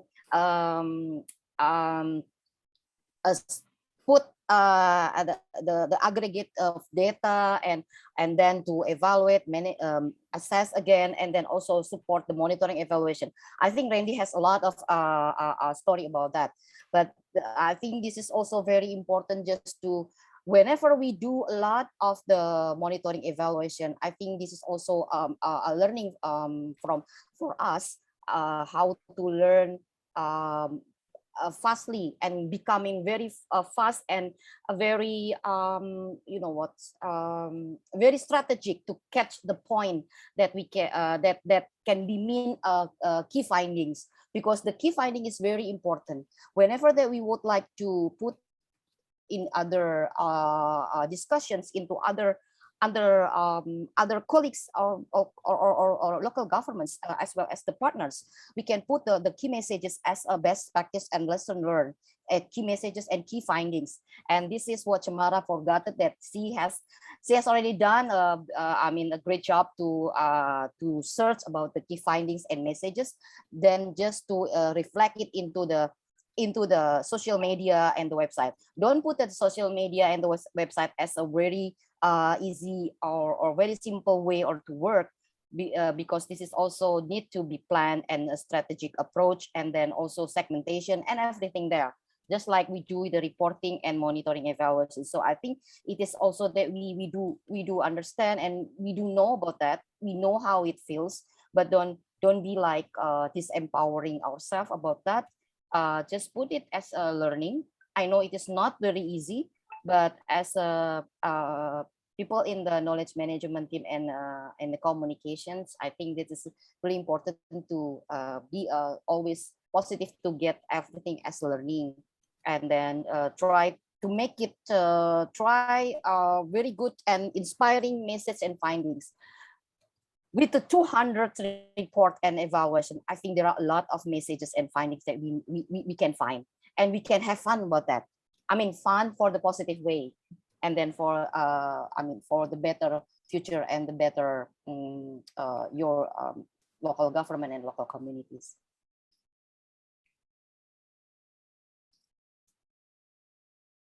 Mira, yes, Mas Hendra. Yeah, I think this is something interesting to discuss because yeah, both monitoring and evaluation and media communication is something important nowadays, and local governments should embrace that in their daily works. But you know, Mas Putut has raised, I think, a very crucial point about the lack or the scarcity of staffs in local governments to do that. And of course, we have seen, I think we've been witnessing the local governments, what is it? I must say that it's low capacity to deliver the communications program, and you can see that it is something that we need to facilitate and to increase, the capacity to do that. So how would you suggest LGs to increase the effectiveness of the communication of the social media or their communication effort, despite of their dedicated unit in local governments called communication and information department, that maybe there is something that you can give the suggestions to effectively deliver the message or something yes, related to that. Thank you, Mas Hendra. I think it is also that you know the answer already because you are the great team of the localized SDGs in UCLG ASPAC. I think the answer is already there. I think in like in the PowerPoint, it is also said and mentioned that it is I mentioned it because I agree with the PowerPoint made by the module. That we can also have cooperation and collaboration and partnership with this university or something like students. I think that's I forget. Yeah, I have heard before in the panel discussion that someone also mentioned about the having yeah, with the GIZ, and yeah, GIZ also mentioned now nowadays GIZ also mentioning about how to make the reporting more to be communicating rather than the conventional, and this is related to SDGs. I think this is also like they also mentioned that it is also like very interesting that we can also use the university students. Sometimes they have also one of the course that they should get the internship, so maybe we can do that. This is also a chance, a good opportunity for the students and also good opportunity for the local government. So it is kind of like collaboration and cooperation. I mean, this partnership also.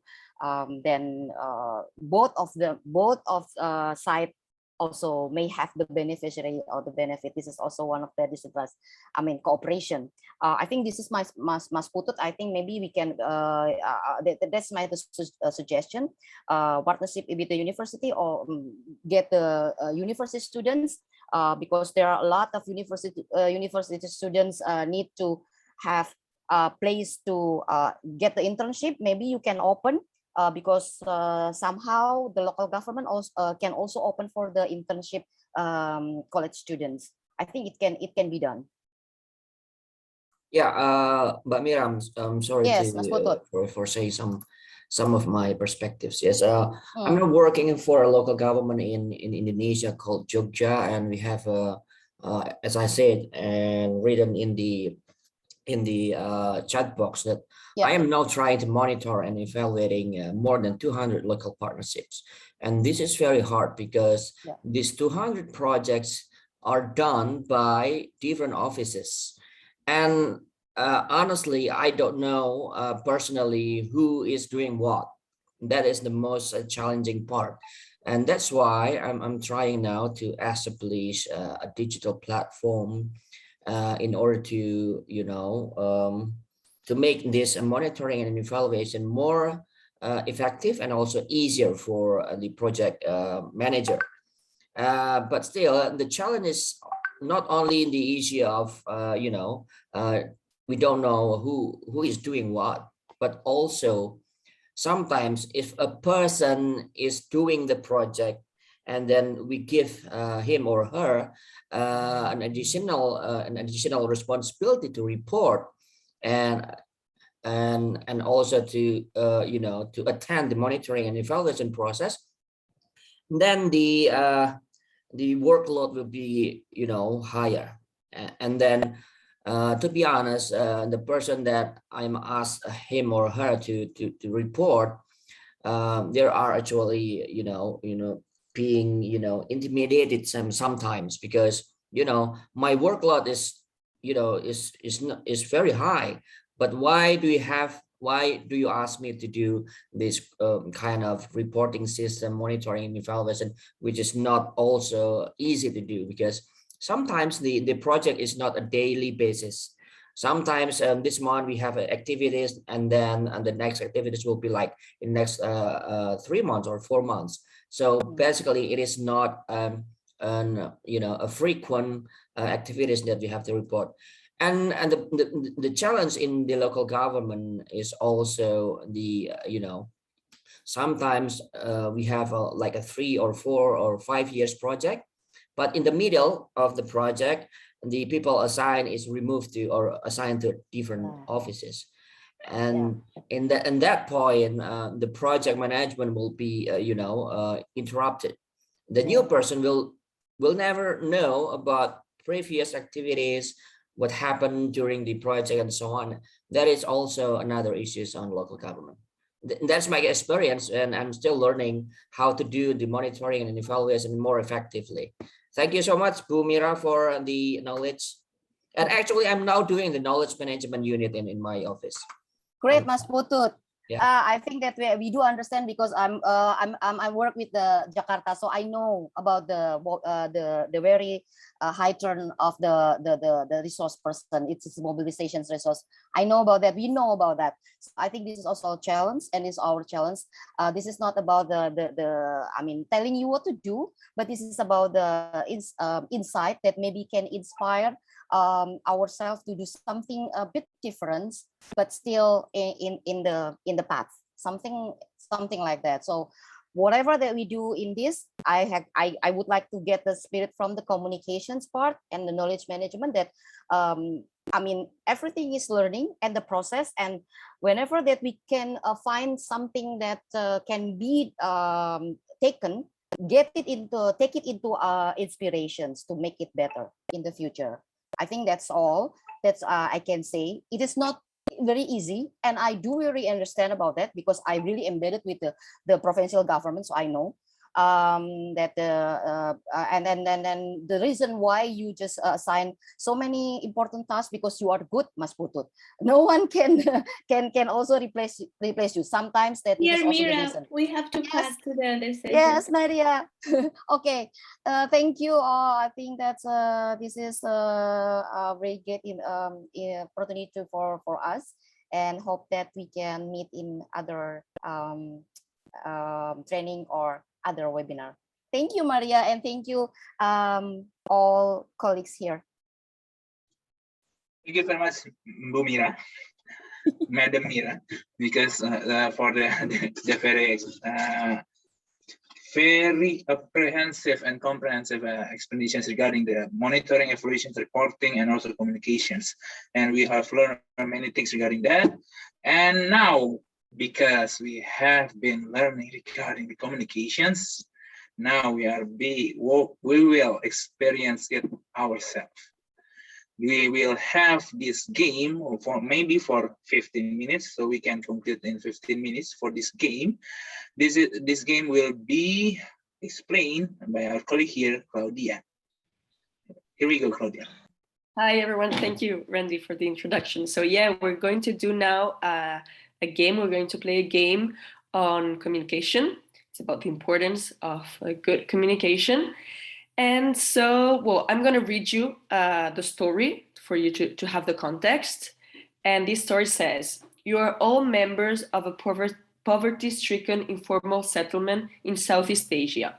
The head of the settlement has just been notified that 8 parcels, represented by dots of different colors, have been generously made available through the efforts of a twin city in Germany. Among them, there is an essential vaccine that needs to be moved to the refrigerator as fast as possible. So we're going to now different breakout rooms, and in each group, we're going to split in groups, and in each group, everyone will be assigned a role, and this role corresponds to a resource. So we will have on the black dot will be the vaccine, the blue will be the medicine, the yellow the tools, the green the food, and the purple the hygiene products. So yes, here you can see it. And so the goal of this game is to put the vaccine, which is the black dot, into the refrigerator. And the vaccine can only be moved by the head of the settlement. So there are some more specific rules, but we're gonna tell them to you in the groups. So now we're gonna go to the breakout rooms, and yes, I hope you have a lot of fun.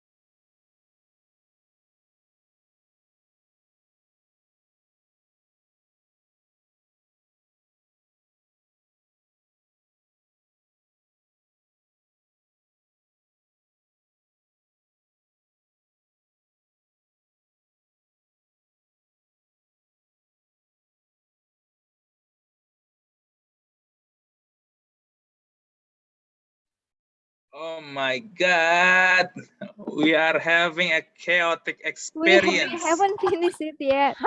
We just got Very we chaotic, just very got the chaotic. I'm I so- love I'm- this. you I know love what? it.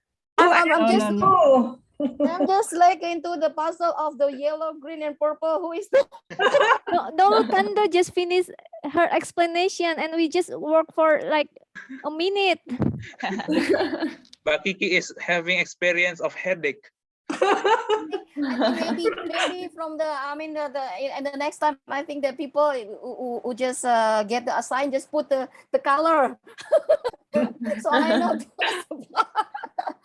Jennifer So, here is asking for another round. Yeah, should be having another round. yeah, It's fun. It's fun. it's fun. It's almost, the people now getting open and open, but then I just lost the color. So yeah, we are having a great experience of communicating. Yes, It's the communication. disaster of Yes. communications. I must. And I Communication. think, Claudia, it is time for you to explain to us anything regarding this game. Yes, Claudia. I mean, well, Don't make us dizzy. I'm not gonna be very long because we are running out of time. But basically, I don't know if any group wants to share any thought on the exercise. It was, apart from being chaotic, what have Confusing. you learned about communication? This one was confusing. True. For me, it's a little bit like life. Like, when you are in a local government, if you talk directly to an advisor, he will say, "Oh, you can ask me that. Please talk to my boss." And then you will talk with the boss, and the boss tell him to do it. And it's a little bit like this. Sometimes you can ask someone, but he's not able to do. You have to find the ways of convincing others through another person. And in my case, I was the purple one. I only received orders from the green, I believe, but the green was quiet. So the others tried to convince me, but I wasn't able to because I only received orders from one person, and it's tricky. Tricky. Claudia, I think for me, just like the very important that just make of everyone become, getting giving the clue or open. This is the thing. So yeah, I think from the Nicolas, this is really Fernando. It is very good that you supervisor and the bosses. This is like getting in the box of the division, but then getting open, because in my group, I think it's getting more unbreakable open, but then the time, and I just got lost in the color. So it's my fault. Sometimes you get lost in communication. Yeah. Yes. Yeah. Yes. But Kiki, do you want to share? Because you are the one that having most headache in our group. I'm so sorry. Yes, it's important for us to communicate. This is the first for us in cooperation. Yeah, communication. It's true. Yeah. Another thing that I think it's similar to the realities. Sometimes you call, well, not anymore, right? You send a WhatsApp orally to a person, and then the person said, "Well, okay, I'm fine with it, but please send me an email written with this request." So you already, but it is important not to be orally. It's important to be written, or send me an official letter. The same thing. Yeah. Yes, agree. Yeah. Absolutely. Yeah. So I believe that the key point is knowing who can move yourself. So it is important because you cannot move yourself, but you can take orders from anyone, from someone, not anyone, from someone, and we need to decide, and we need to know who is that someone. We can go to the right departments of our DC policy. Maybe we can go to the not so right departments, and we need to cooperate and coordinate and communicate with each others, and many stakeholders. So we need to know who we communicate with and what kind of communication that we need to have, and what kind of communication that can be done. I think that's the point of this exercise, because if we cannot, absolutely, that's the take up message. Yeah, I think you summed it up very well, Randy. I think we should be moving now to the last part of the program, right? Yes. I'm muting, sorry. Yes, we are. Yes, thank you very much, and it is good. And we are happy if you want to have another round, but not today. Maybe another day, because we are now moving to the evaluations. Before we conclude these sessions, we want to have evaluations in the Menti. Maria, like if you can share, or Fernando, I don't know who is the one. Fernando, I believe. Yeah. I think I shared the link and I'm presenting, Fernando. I'm sharing the screen. Okay. Okay, Fernando, the floor is yours for this Menti. Oh, well, no, the floor is of all the team, but I'll start. Is that okay, Fer? Okay. So Yeah, no problem. Sure. The language is still Spanish, maybe? The language in Menti? Is it? Yeah. No. I think it's fine. It's just the part of above. But I try to reset it. I'm sorry. So, there is, you go to menti.com and you use the code 51. Well, you can Oh, sorry. you can follow what is on the chat. Yes. I thought the presentation was in Spanish and I was going to faint. But okay. No, so fine. We want to do this quick to get your impressions. So let's go to it. So I hope you could all get into the Mentimeter.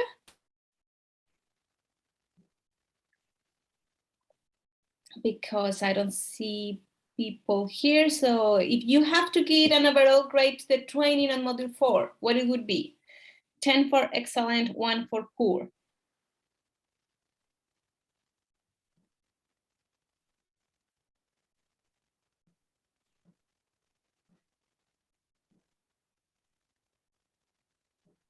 And how we decide?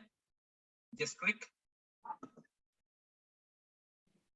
How we decide? Is it just clicking? Yes. The Menti should have given you the way to do it. People are answering maybe. So, Mas Randy, why do I have the Spanish version? Do you have the Japanese version? No. Just ignore the part of the up part and just focus on the question. Hablo español. Just, I don't know what happened with the system that went back to Spanish. Maybe it is my computer, but the question is in English. So which box I should, fill? We have 1, 2, 3, 4, 5. Depending on what you think. If you think it's excellent, it will be 10. Or if you think it's poor, it could be 1. So in the range of 10 to 1, what do you think is the overall grade of the training? I see. Okay, apparently you were very happy with the training. We are very glad for it. I think I'm gonna move to the next question so you can see it. What are the 3 words? What 3 words best describe what has been your greatest learning from this training? What is the learning? What are your takeaways? 3 words.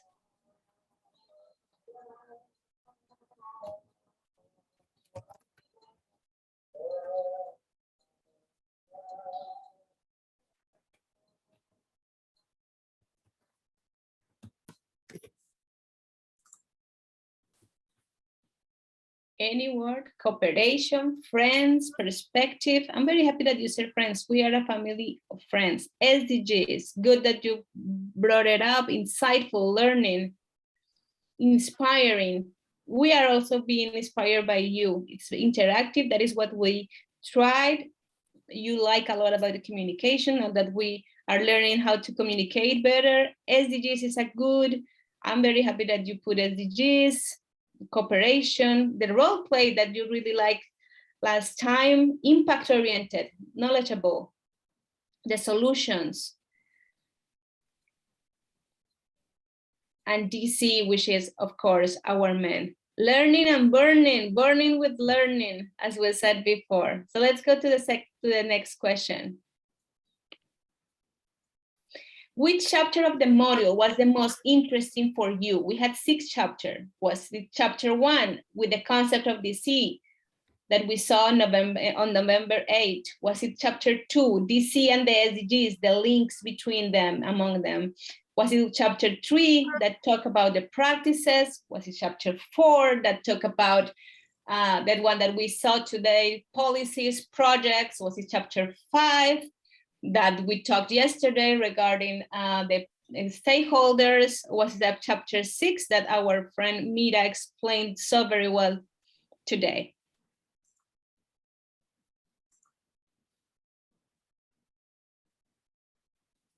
Okay, good. So I think you did really like Mira's explanation, and that is very good that you found out that that was the most interesting to you. So thank you, Mira, for making it so interesting. Let's go to the next question. What do you wish we have done differently during these 3 days? You can say whatever you want. We have been evaluating this every single day we do it, but this is the final evaluation. Let's think about the whole 3 days and let us know.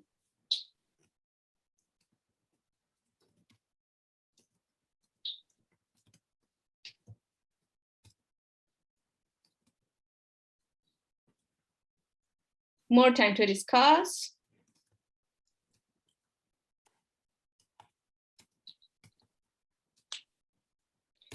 Time for the exercise, more exercises, breakout session and discussion. It's always about time. You would like to focus more on the exercises. One of the things that is good is that the things that we saw today or during the training are some of the exercises. You have a bunch of different exercises in the module that you can use. More experiences sharing and more Q&A opportunity. We try to change that from yesterday to today because you mentioned that. I wish the training started 4 hours early. Or yeah, but then that was difficult for us. But thank you for mentioning it. More networking and expressing my ideas. Okay, you will have a time for doing that after I finish this, the presentation. Reading the material before the training. I think that is great, and I think that is also participants' responsibility. More shared learning. What I should have took down more details, not from the model, not just highlighting phrases so I don't confuse outcome and output anymore. You do have the modules. We will share with you the videos of these 3 days. So you will have, it is a long time, it is. Showcasing more innovative practice. We try in the whole process, we share 4 practices, but for sure we could share more practices. Let's go to the next questions. How prepared do you feel to replicate this training? You feel very prepared? You think you need more time and support, or you don't feel prepared at all?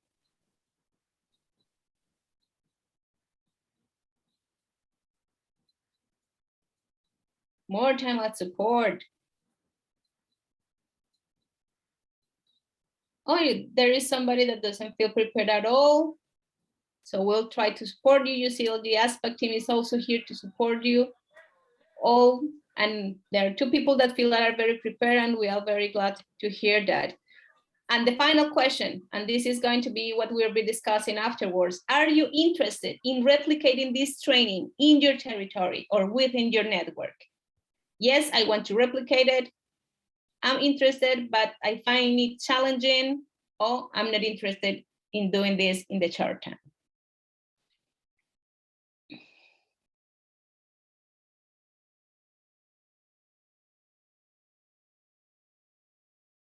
Okay, so I'm very happy that we don't have any answer saying that you are not interested, or sure it's challenging, but we can make it with all this support network, we can make it happen. So I'm gonna just end up doing this, and I'm gonna be very brief because we are running out of time. I don't know if just doing the sharing the presentation again.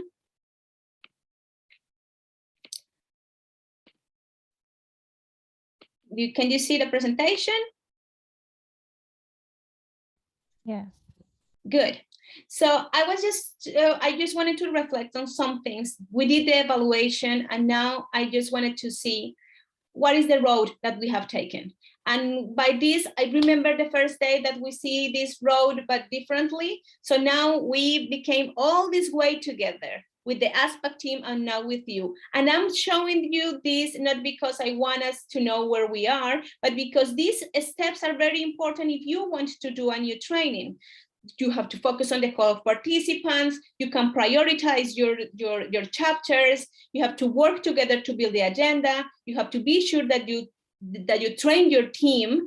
For sure, we spend this time for the first session with the self-learning, with documentation, documenting the practices, and now we are in these 2 and 3rd training sessions. So this is where we are. So with this space that we had with you, we had come with 10 tips with you for these future trainings. And one of the things that I wanted to say is that now you are trainers for the module 4. So I will give you a big applause. And for these 10, the first one and the most important one, read the module, read the module, read the module. The module is the core part that we prepare for you. All the information is there. You have 1,000 of resources there, different lectures, different other kind of resources, documentation, other exercises. Second of all, time management. All the time you are saying, oh, this is difficult, it is time consuming, but you don't have to do it all in a place. The module is set to be modular. So you can do one chapter first, you can do one chapter next, and you can also assess yourself and your needs in terms, maybe I don't need to explain that deep the practices. Maybe I don't need to explain that deep on the monitoring and evaluation. That will depend on your context. So this time constraint that you have, you can also manage it. 3, use the available resources you have. You have the module, you have the PPT that we were going to share with you. You have the videos of these trainings, but the videos of the past trainings that we can also share with you. 4, manage your needs and expectations. See your own resources. So do I have a big team? Can I do this with a big team? Should I accommodate and adapt my training to be smaller? That is something that you should take into account. Trainings and presentation. You have to be prepared. You have to take advantage of your own experience. Make it your own. Make the experiences, the case studies your own. Of course, relate on other people's experiences and relate on your network. Now we are a network of trainers. So you can count on us, you can count on the ASPAC team, you can count on the other colleagues that are trainings and can train with you. 6, participants and partners. Involve all the people that you have. If you are close with the private sector, involve them in the training. If you are close with the university, as we did with SOGEM, for example, involve the university in your training. If you are close with other UN partners, involve them in your training. Second, encourage the participation. Use Mural, Mentimeter, other resources that are available. But that is very good. Evaluate. 8, to correct and adapt. We have been doing evaluation every single day to adapt to the training to what you are saying to us. So that is very good. The 9 is continue learning. Learning is an investment, and that is something that we have to know. Learning is fun, learning is an investment, and you will for sure get a lot out of it. And 10, enjoy the experience and have fun. And with this, congratulations for being new trainers, and I will pass the floor to the moderator. And thank you very much for being with us. Thank you very much, Mariale, for the very interesting evaluations. As we remember that evaluations, monitoring and evaluations is a part of the DC policy, and it is clearly reflected in these sessions of training. And I don't know, we will be having some kind of discussions on how to roll out the module 4 in Asia Pacific. And I think that we will need to have any inputs from our colleagues from many other stakeholders on how we can adopt this training into our own trainings. And for now, I think I will need to know more about the because I read the one in the Menti that saying that you are all interested in replicating this training. Do you think there is a possibility to learn and to adopt or replicate this training in your institutions? From everyone here, because I believe that you are all clicking in the Menti. Yes, Hendra.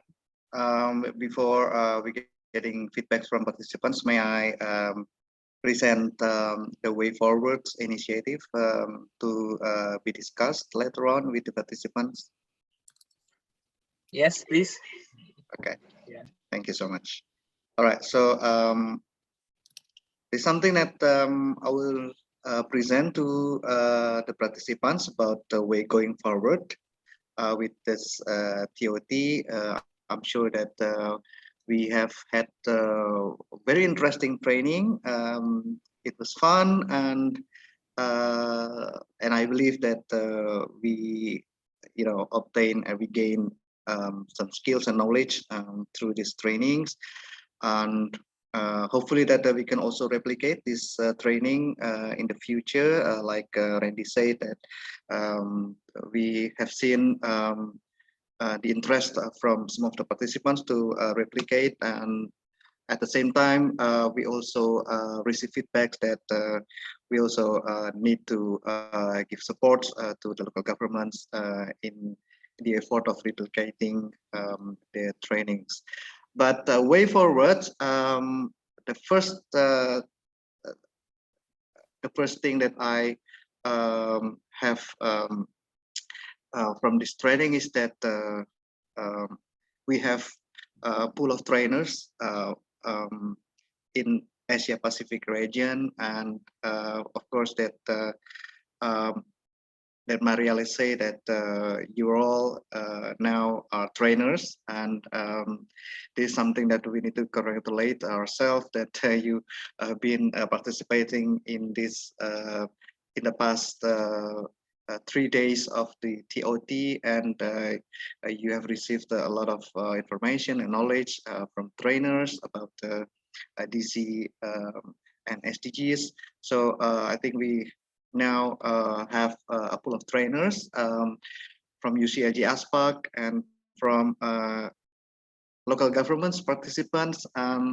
We can do some initiatives in the future that also because it could become the potential driving forces for joint cascaded trainings in the region between UCLG ASPAC and local governments.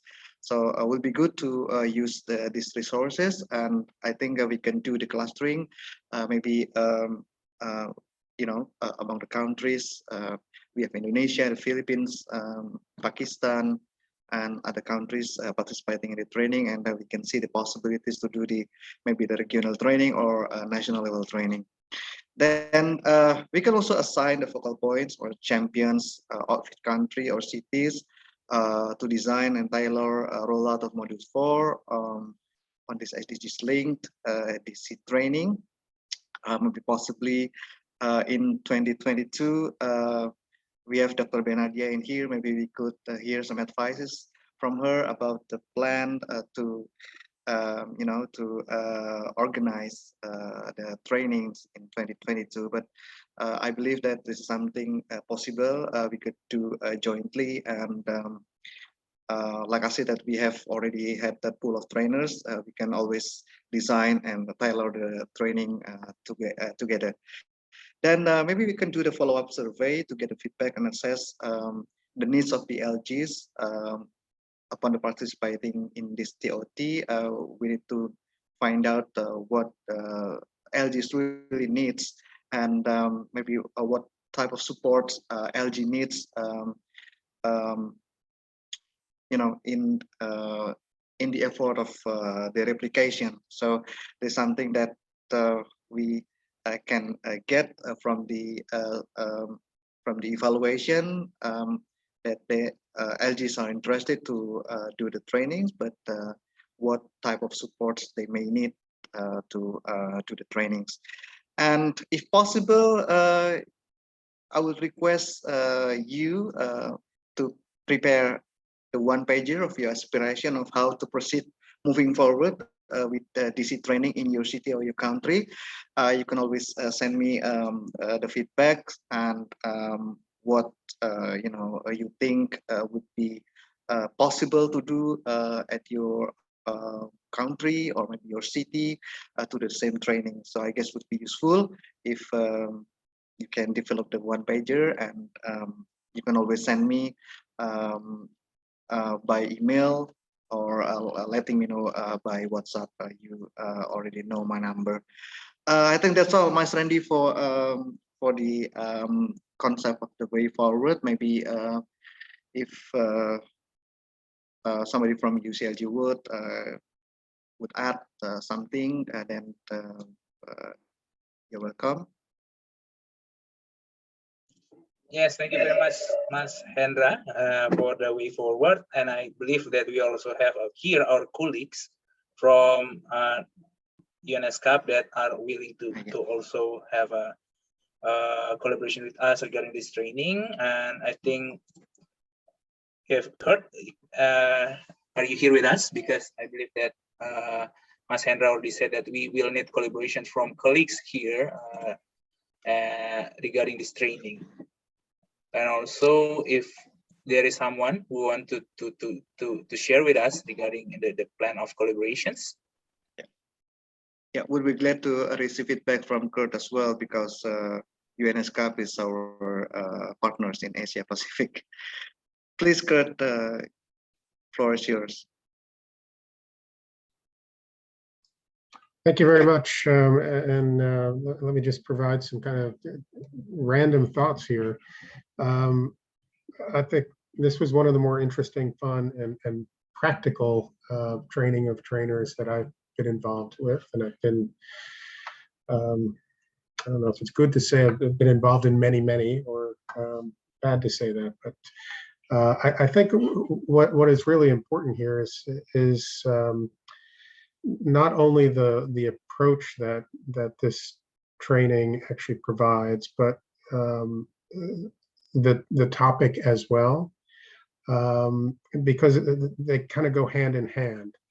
When we're talking about decentralized cooperation and bringing cities and city officials together, the approach has to be practical. It has to be something that provides that interaction among seemingly different, or in some cases very different participants across different regions with different experiences and very much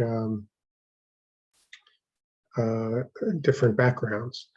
So what I found very exciting about this was the interactivity that the training provides, and bringing in kind of the scenarios or the gaming approach. Bernadia knows quite well that we've also used scenarios in the Asia Pacific Mayors Academy, where we bring different mayors across the region together. And I think this is certainly something that we can bring forward into the Academy as well. Those kind of real life situations and thinking through the various either strategies, the implications, the potential impacts is really a very important and, again, practical and fun approach to the training. Well beyond the Mayor's Academy, I think there are opportunities to bring this training into the region. The SCAP region has, we have 5 sub-regions. They are all very different. The contexts are very different. We have sub-regional offices that work with those various sub-regions. We span Central Asia, Northeast Asia, Southeast Asia, Southwest Asia, and the Pacific. And if you think about how we can engage our sub-regional offices to really utilize this kind of approach as well. I think, I start to see a lot of potential. I think, one of the more interesting aspects of the kind of the gaming or role playing and scenarios is that it gives people an opportunity to really not only have fun but to learn. And I heard that after each of the sessions, that it was kind of a fun experience. But what's interesting about that role playing approach is that you get to act out or sit in someone else's shoes, and you really begin to see different perspectives. And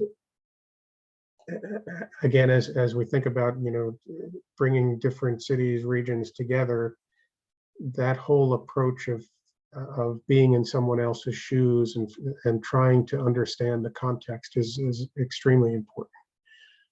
So I think this is certainly very valuable. Again, practical, fun, and interesting at the same time, and something I think we'll try to bring forward into our own work. Certainly, we have the opportunities with the Mayor's Academy, but we have broader opportunities as well. So thanks, and over for me for now.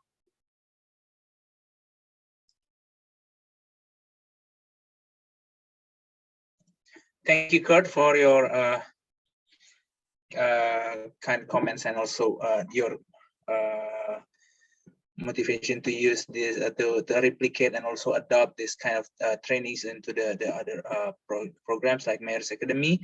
We need, yes, as you mentioned, that we are also using real life scenarios for the training exercise. It is very well done, and also it can be a way to be closer to reality. So the training is not only training, but also it can be way forward. And Mas Hendra, is there anything to add? No, from my side, maybe you can get more feedbacks from the participants, if any. Yes, we welcome any feedbacks regarding this training from participants if you want to tell us. Anyone?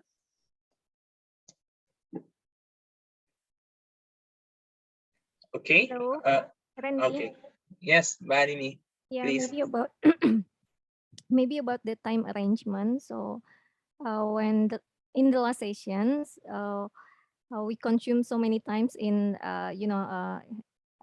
listening the explanation of the game. So we don't have much time to do the game itself. So maybe in the next and it happened to other.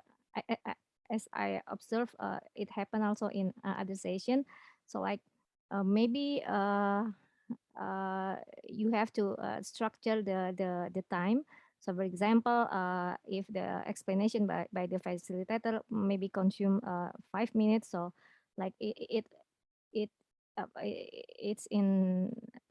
a consideration. So the facilitators agreed that she or he will not exceed the time. So we can experience the same thing with other team who can get more time.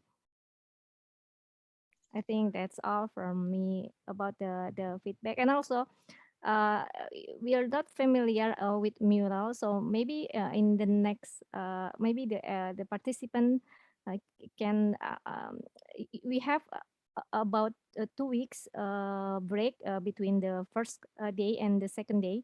So maybe during that time we can get assignment to to practice with mural. So there will be there will be more efficient time to practice the simulation and not the time not consumed by understanding the usage of mural itself. Thank you. Thank you very much, Bandini. Yes, yes, we do agree that it is a great suggestions that we should familiarize ourselves with mural, because yeah, it will be done in the next, because yeah, so yeah, the mural is as we always said, UCLG World and UCLG ASPAC, it is a tools for us to conduct training virtually, to replace the post-it notes.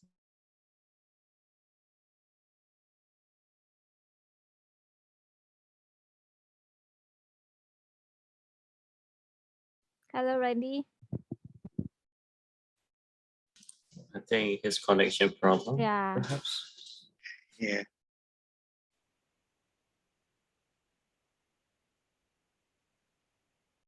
We cannot hear you. You're We muted. cannot hear you, Mas. You're muted. I think the connection's problem. Sorry? Your connection problem. We cannot hear you anything. Ah, sorry. Yeah, because I'm yeah. Can you hear me now? Can you hear us now? Yes, yes, yes. Okay. I hope that I haven't talked so much when you cannot hear me. But the thing is, yes, we understand that mural is the one of the most important aspects in this training, because it is the one that changing from the offline exercise or offline ToT. We do in the offline ToT, we do it with the flip chart and also post-it notes, but in the online training we do it with mural, and we need to familiarize the participants and ourselves in the mural. Yes, it will be done, Dini. Thank you for that. And also regarding the time management, yes, because I believe that it is the time constraint that we all have here also, but eventually the game itself is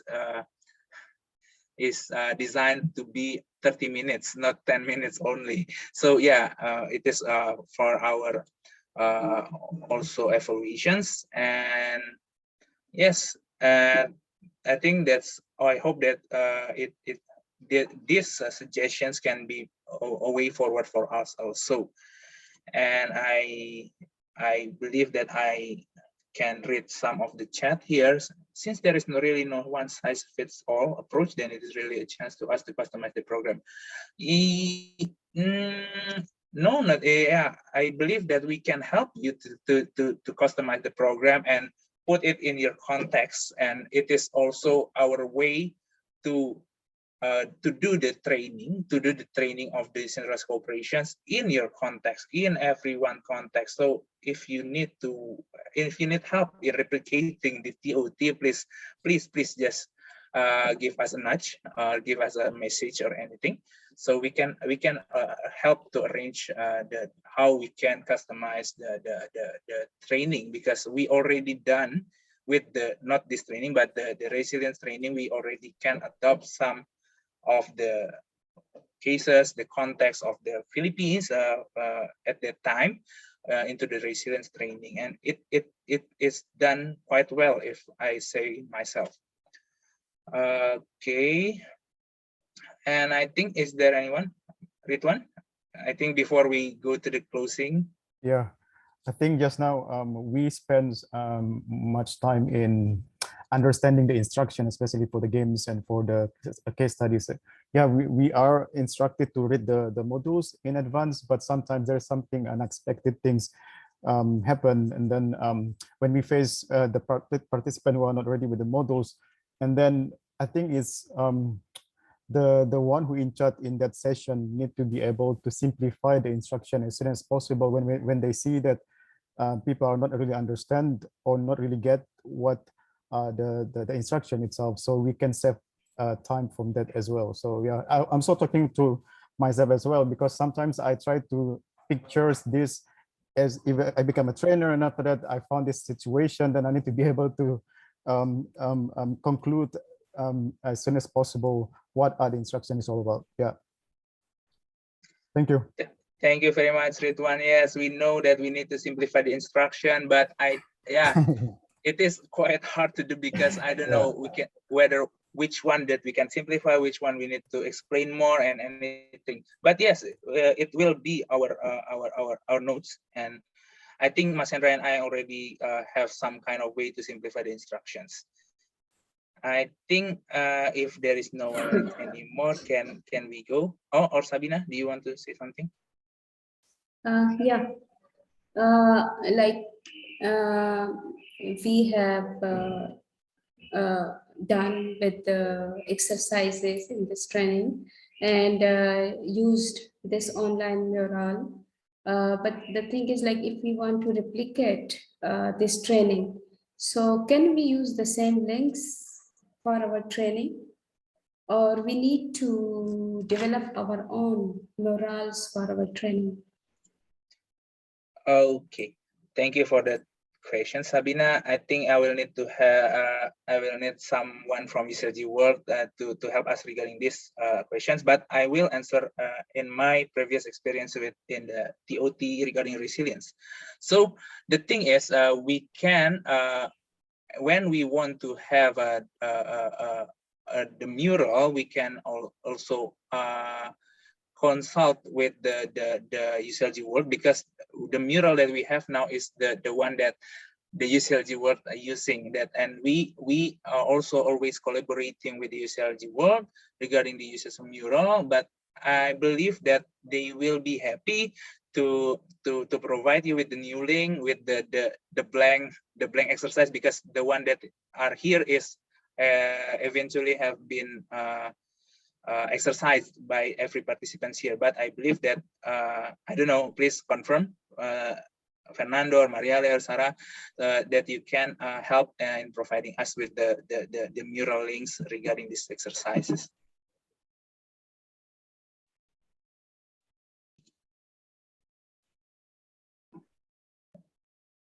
Someone from UCLG World, please confirm. Yes, Mariale? we can do. And we have a mural license, and ASPAC can use it. We don't know for how long. So it is never eternally with the licenses. But unless we always share with ASPAC, so in the same way with the resilience module. Yes, but thank they you very much. expire at a certain moment, and we also overhaul them. Mm-hmm. Yes, thank you very much for the confirmations. Yes, so basically, Sabina, we will be there will be help in providing the link of the murals, because the exercise is quite complicated if you do it in only the PowerPoint. Yeah, but I think that there will always be help regarding this ToT exercise materials. I think if there is nothing more, or do you want to add something before we go to the closings? Because we are now having our very own Secretary General of UCLG ASPAC, Ibu Bernadia Chandra Dewi, here with us to share one or two words regarding this exercise.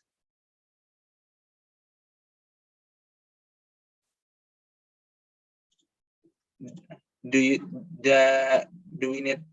we have anyone who want to comment before we go to the closings? No?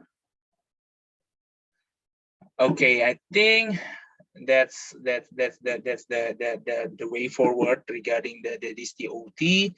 And here we are in the most evening sessions in ASPAC, but it's still afternoon in Europe, I believe. And I would like to invite Ibu Bernadia as our Secretary General here to give a message or a closing statement regarding this ToT before we go to Boris Tanhauser. So, Ibu Bernadia, the floor is yours. Thank you. Thank you. Hello, everyone. Good morning, good afternoon. And it's very nice to see everyone again on this very nice day. I really enjoyed the last session about the evaluation. I can hear frank opinions from some of you about how this training should be conducted. But I have questions to you before I speak much longer, but hopefully will be less than 5 minutes. I want to see your thumbs up whether you found this training program useful.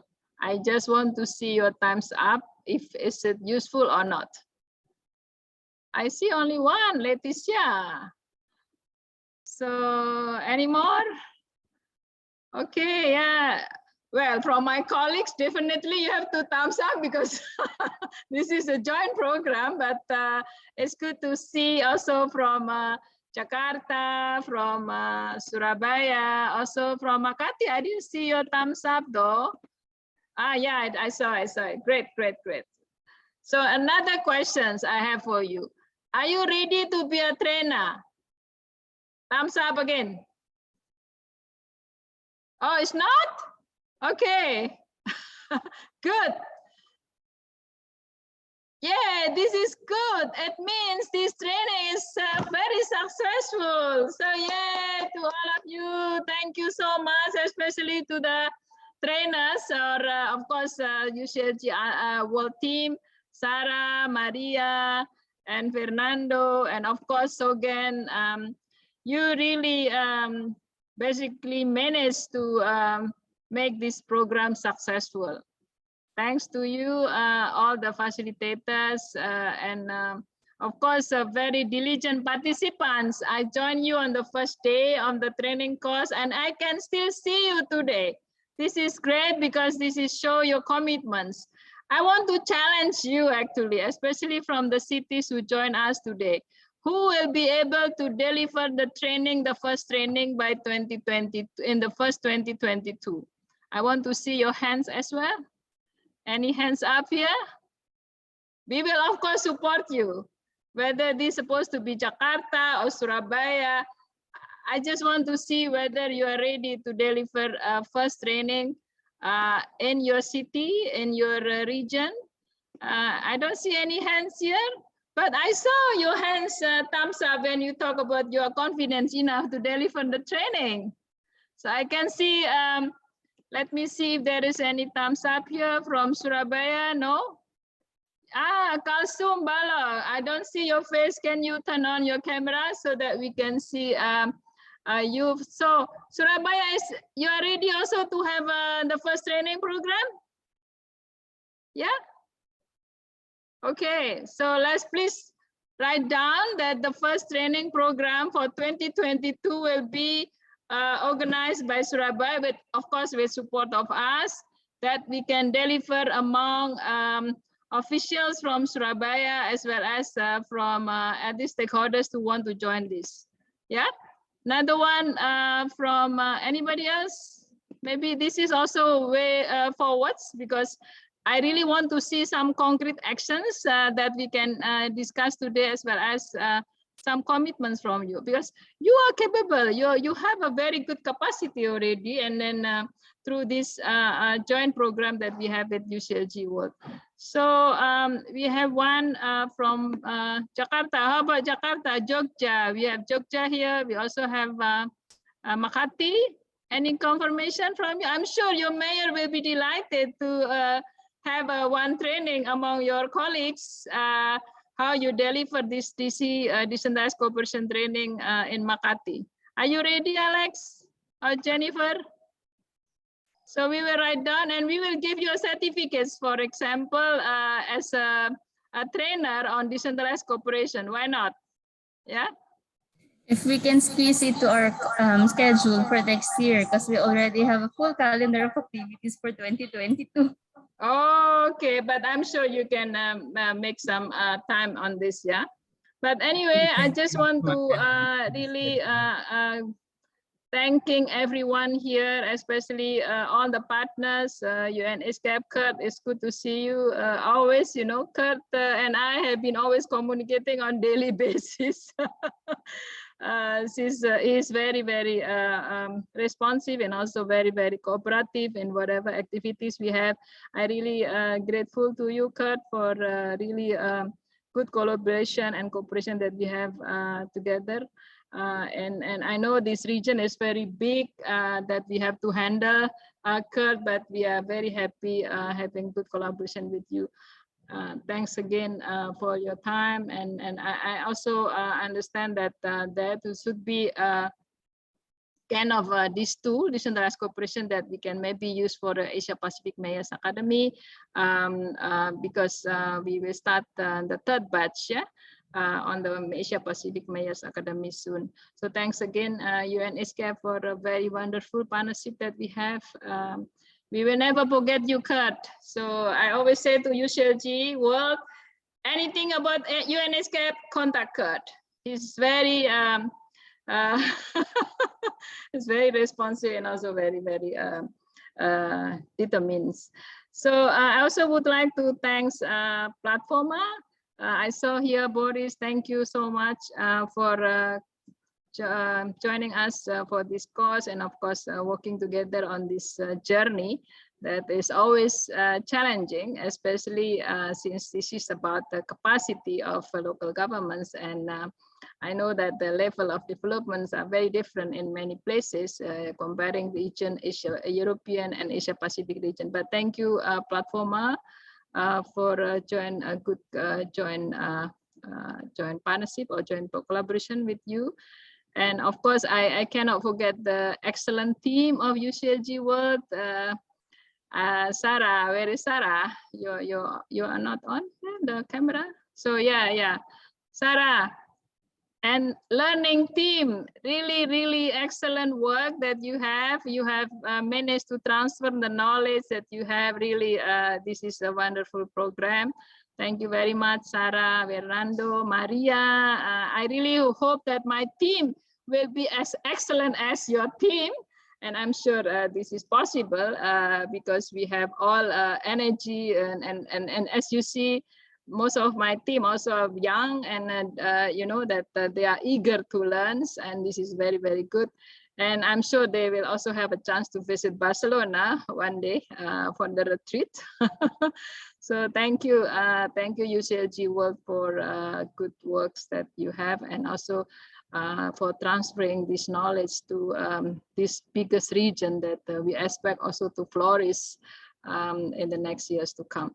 So last, of course, I cannot forget Sogan. Thank you very much, Sogan. And you have seen also colleagues good and best practices of decentralized cooperation. But I really want to see that not only Jakarta and Surabaya. Can we target colleagues to have 10 best practices on decentralized cooperation by 2022? Is it possible? I only see smiles.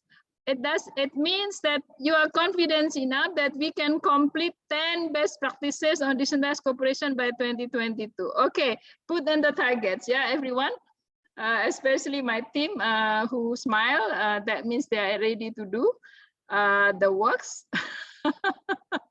And we are now facilitating collaboration between Jambi and Guangzhou on telemedicine, and it's still in the planning process. And we are also now facilitating decentralized cooperation between Guangzhou and one city in Southeast Asia, probably Cambodia, on telemedicine. So the issues are broad, and I'm very sure that more and more cities and local governments will be interested.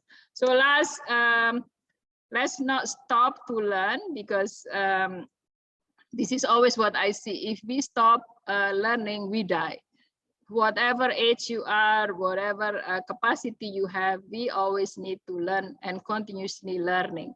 But learning without making actions, without making concrete examples, or without making some changes, then transformation cannot happen. So let's continue learning, everyone, and let's also have a big hope that we will have much bigger, flourish and prosperity in this region. And last, thanks all the participants for staying until late today. And then of course, let's hope that we will meet in person, hopefully next year at the UCLG World Congress in Daejeon. So I see you, Kurt, also in Daejeon next year in 2022.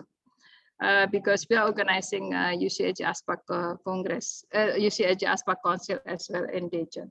So thank you everyone, and happy weekend to all of you. And thanks also Leticia for joining us. I cannot name everybody, but of course, big thanks to my big teams, yeah, who join us here: Hendra, Randy, Ritwan, and of course Sabina and others, Mira and everybody who joined here. You all now, Chamara, you all are trainer now, so be ready to train next trainings, yeah, colleagues, yeah. Okay, thank you, and happy weekend to all. And yes, we are eager to work. As I said, we are also eager to work with you closely. So let's work together in the coming months or coming weeks. Yeah. Thank you. Back to you. Thanks everyone. Thank you very much, Bu Bernadia. Yes, we are all smiling because we know that we can do that, especially in the ASPAC region, that we know that everyone here is eager to do collaborations and also decentralized cooperations in their side. And also we are now having Boris as our colleague here, a partner here in the ToT. Kind one or two words regarding this training. And thank you very much, Boris. The floor is yours. Boris, thank you very much, Randy. Yeah, actually, I was surprised also to see you, and you transform up because of the COVID-19 with the long Indeed, beard. thank you very much, Bernadia. There is a COVID transformation as well. That's true. Maybe for those who don't know us, CMR is the European section of UCLG, just as you are the section for Asia Pacific. And Platforma, our brand, is our network of European cities, regions, and associations who are active in decentralized cooperation. And we do lots of activities on policy, on lobbying with the European institutions, but also knowledge and capacity building, where from comes our intense efforts we made together with the UCLG learning team to prepare this module. SDGs are universal. They are comprehensive, and they present a challenge, but as well an opportunity. Of course, you have seen the challenges today, which goes to focus on how to decide on priorities, how to track achievement, how to communicate to stakeholders, to citizens. But the opportunities are there. The goals are relevant for all. They are complex, but comprehensive. It's a structured network for all, and a common development language, as we call them. We have a joint language for everybody across the globe. And what we find very important is they focus on results. They focus on positive change. So that's why we undertook the work to prepare this module to see how these sustainable development goals are reflected in decentralized cooperation and current practice. Of course, I would like to extend big thanks to Sogen for his work on the module, but also for supporting us further on with the trainings of trainers. But also the UCLG learning team, Sara, Fernando, Maria, Alejandra, with whom we had great collaboration, and there became great friends with whom we can move forward with this module. We also are planning to do a rollout in Europe, just as you have been discussing the rollout in your region. So we will prepare trainings, we will try to train trainers, we will try to train participants as well, to make sure that SDGs are firmly anchored in decentralized cooperation practice. So they will help us to align development objectives across different countries, across different actors, and they will foster bottom-up approach based on territorial needs. So also between donors, between beneficiaries in particular countries. Maybe from our perspective, it's also important, as the European Union is also a donor in decentralized cooperation. So in the European Commission and the institutions have just this year adopted a new financial instrument, which we call Global Europe. So, and this financial instrument, we have lobbying very hard to achieve that in this instrument, there will be 500 million euros earmarked for strengthening local governance and decentralized cooperation in the partner countries. And this tool will be implemented through European Union delegations. So we were going to engage into a dialogue with delegations with European Union in different countries so that we can see that the policies and the calls that are made at the territorial level in your countries will be aligned with the policies, priorities, with the agenda, with the sustainable development goals, but especially with the needs of the local governments, needs of the decentralization, governance, and strengthening capacities of cities, regions, and all the local actors everywhere in the world. So we have big ambitions, we have big plans. We would like to extend our partnerships and work further with everyone to make sure that this module is useful. That's why also your feedback is very important to us, because we also learn. I have been learning, I have been observing your training of trainers and already having some ideas how to improve this training, how to do it ourselves. So I am here today to learn from you, and I've learned a lot how you trained, how you became trainers. And I was really amazed by your enthusiasm, by your energy, even if I understand it's Friday evening in your regions. So I will not speak a lot more. Thank you very much for your energy, and I wish you good luck and wish you lots of stamina, lots of motivation in the next year to roll out the module, to do the training, and to improve decentralized cooperation. And we will be happy to work very closely with the UCLG Learning team, but also with you to continue this journey that we started because we feel that it leads to a better future. So good luck to all of you. Thank you very much for your active participation, and have a great weekend, everyone. Thank you very much, Boris, and thank you very much also for emphasizing the needs of collaborations. And you have a big plans, and thanks for the motivation also for us. And yes, we are eager to learn more and to have a DC, the decentralized cooperation with everyone, and collaborate with many stakeholders. And we have also here Sarah Hovlik, Miss Sarah from UCLG Learning. So the floor is yours. Last but not least, no, thank you so much. It was amazing experience.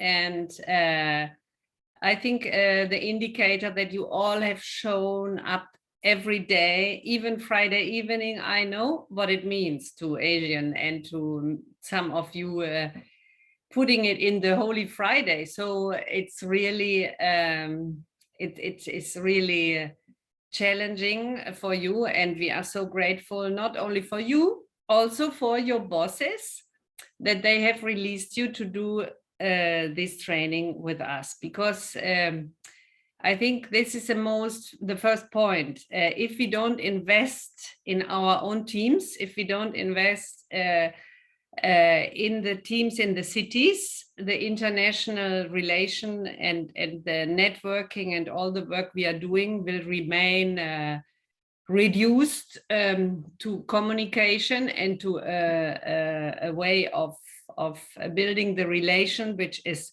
not taking into account all this energy and passion Boris was just noticing. So from our side, of course, many thanks to the big effort done. And I think also thanks to you, Bernardia, that you really have asked your people to stay and to take well attention and to push this agenda, because of course, for us, it is not only important to have connection with your members. ASPAC is our world region, which is the most fast growth. So there is, thanks to the work of Bernardia also, the membership is always growing, and also the membership is always asking, we want practical work. They have a particular understanding of why they join a network like UCLG. So I think the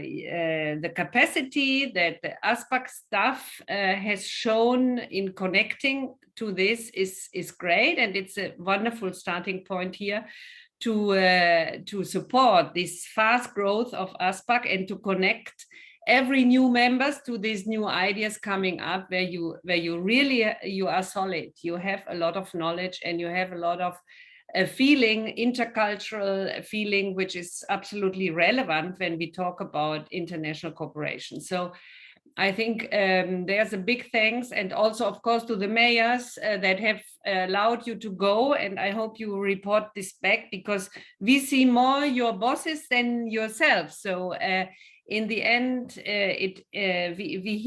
we always say we are a little bit like the subways, the learning team, because we are not necessarily so visible in these official events and communication, but our effort is really to foster the network, to enable us to work better as one team. And I think this happens a lot. So as Maria Alejandra said, and she has invested really so much into this preparation, but she feels friends and she feels friendship, and this is the perception all of us have. So I think the persons have been highlighted, and all of you have been important in this.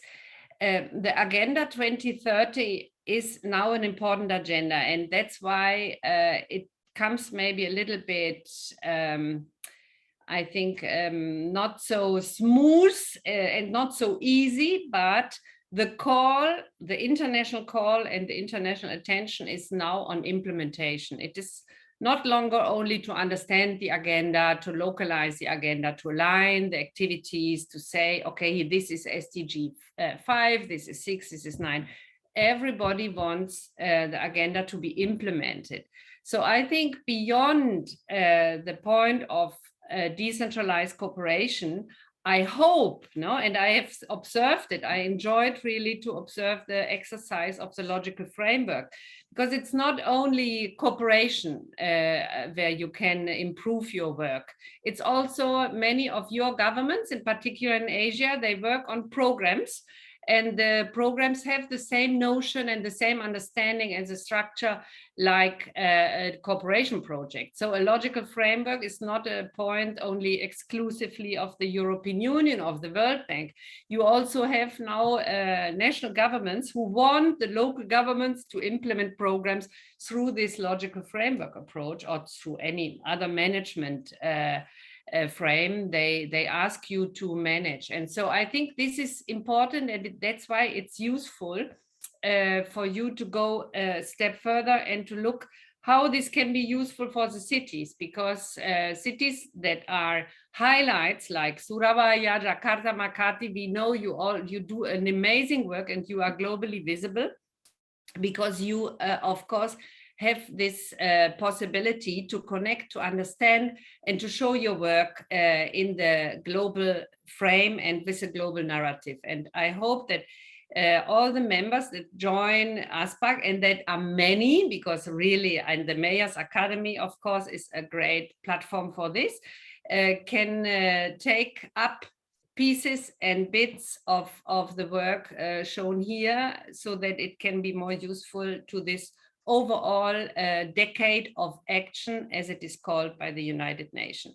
So I recall the United Nations are also a partner, not only a platformer, but UN Habitat and UNDP, and in your case also UN ESCAP, is an important partner, because we talk about a global agenda, and this is a global opportunity to globalize the work, to see, to understand, and to work locally and globally at the same time. And this is continuing, and for the implementation, this is critical. So, for example, maybe you will not have Kurt with you, but you might have one person from UN Habitat program. You should really attract them. They are always able and happy to work about the global agenda. So there you find possibilities to connect. So use this opportunity you have of partnership inside and outside your region, and think about also yourself as a trainer. I think the personal engagement here, we have seen now many of you. Of course, it would have been nice to meet you in person, to know a little bit about your personalities, the way how you eat, the way how you dance.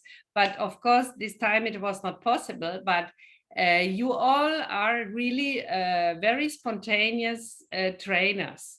This is what I can observe. You have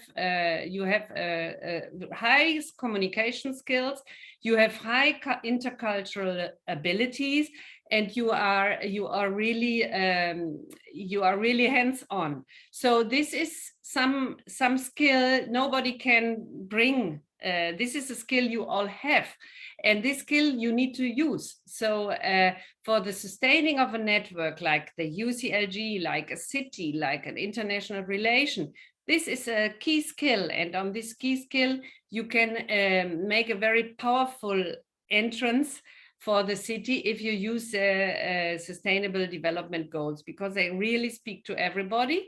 And for us as UCLG, I think Bernardia said this, if you continue a little bit working with us, not only implementing the training, also the stories we will need, because we need your stories. We have not enough stories of ASPAC. Many of the cases were completely new to us. So if we do this, we can really observe your power in the next months and years to come. So we maybe as UCLG, I would like to say we don't abandon you here. We will continue working with you. So we will do 3 things. We will first work on an ASPAC perspective, because we think that we have learned a lot now from you. And we have also here Sogen and Nulutando with us, so they will do a little bit of work to look on what is an ASPAC perspective to decentralized cooperation. No? So starting from what we learned from Bernardia in the first day up to now, where we see all the power and skills you have. And then we will, of course, also provide you system or proposals for more alignment in the cases to be recorded and to be published. And we also will go online with our work here, which you have just seen. So many of you said, we need more time, we need more skills. This will happen. So we will do an online course together with Platforma, of course, and it will be prepared next year. So it takes a little bit of time, but we hope you can engage as students and also as trainers in this online course, which will, of course, allow participants to self-study much more and to go into I think in a course and skill development, which is very systematic. And we also will support the first training program you have just announced in Surabaya. So this will be, I hope, a live program where maybe we will come together, see and help you to align further, to go through. And of course, I think also in that piece, it will be good, just a point announced by Boris, that we have the European Union really interested in our work and interested in work like the one in Surabaya that will maybe happen. So see this as an opportunity, and maybe we can all gather our strength and make it possible that this will be like a point where we can bring our partners. I hope I don't commit Boris too much here, but this would be an action. We can really look into it. So homework for everybody. But of course, a big thanks to everybody. Thanks to the teams, thanks to the ASPAC and learning team. I think it merged, it is one, and we really look forward to more events and to see you very, very soon. Thank you so much. Terima kasih. Thank you very much, Sarah, for emphasizing the importance of 2030 agenda and implementations. And one of the implementations is, we know that through decentralized cooperations, and thank you for always reminding us to use every opportunity that we have, and also thank you for the word of encouragement of our skills. And before we close these sessions, just please allow me to ask you to open your camera so we can have photo sessions, our very last photo sessions for this training only, not for all of the time. So please open your camera, and I will need to have the help of Mas Chandra here to help in documenting. Mas Chandra, is that okay with you? Sure, sure, sure. Yes, and we are on your mark, Mas Chandra. All right, okay. I count 3, 2, 1. Okay. The second. One more. 3, 2, 1. Thank you. Thank you very much, Mas Chandra, and thank you very much for you all for this training. We have learned so many things, and we have known each other so much more in this training. And we hope to have you again, maybe as a trainer, not only a trainee like today, but as a trainer. And we hope for you to have a very wonderful evening and weekend, and we can see you all next time. Thank you very much, and bye-bye. Thank you all. Bye. Thank you.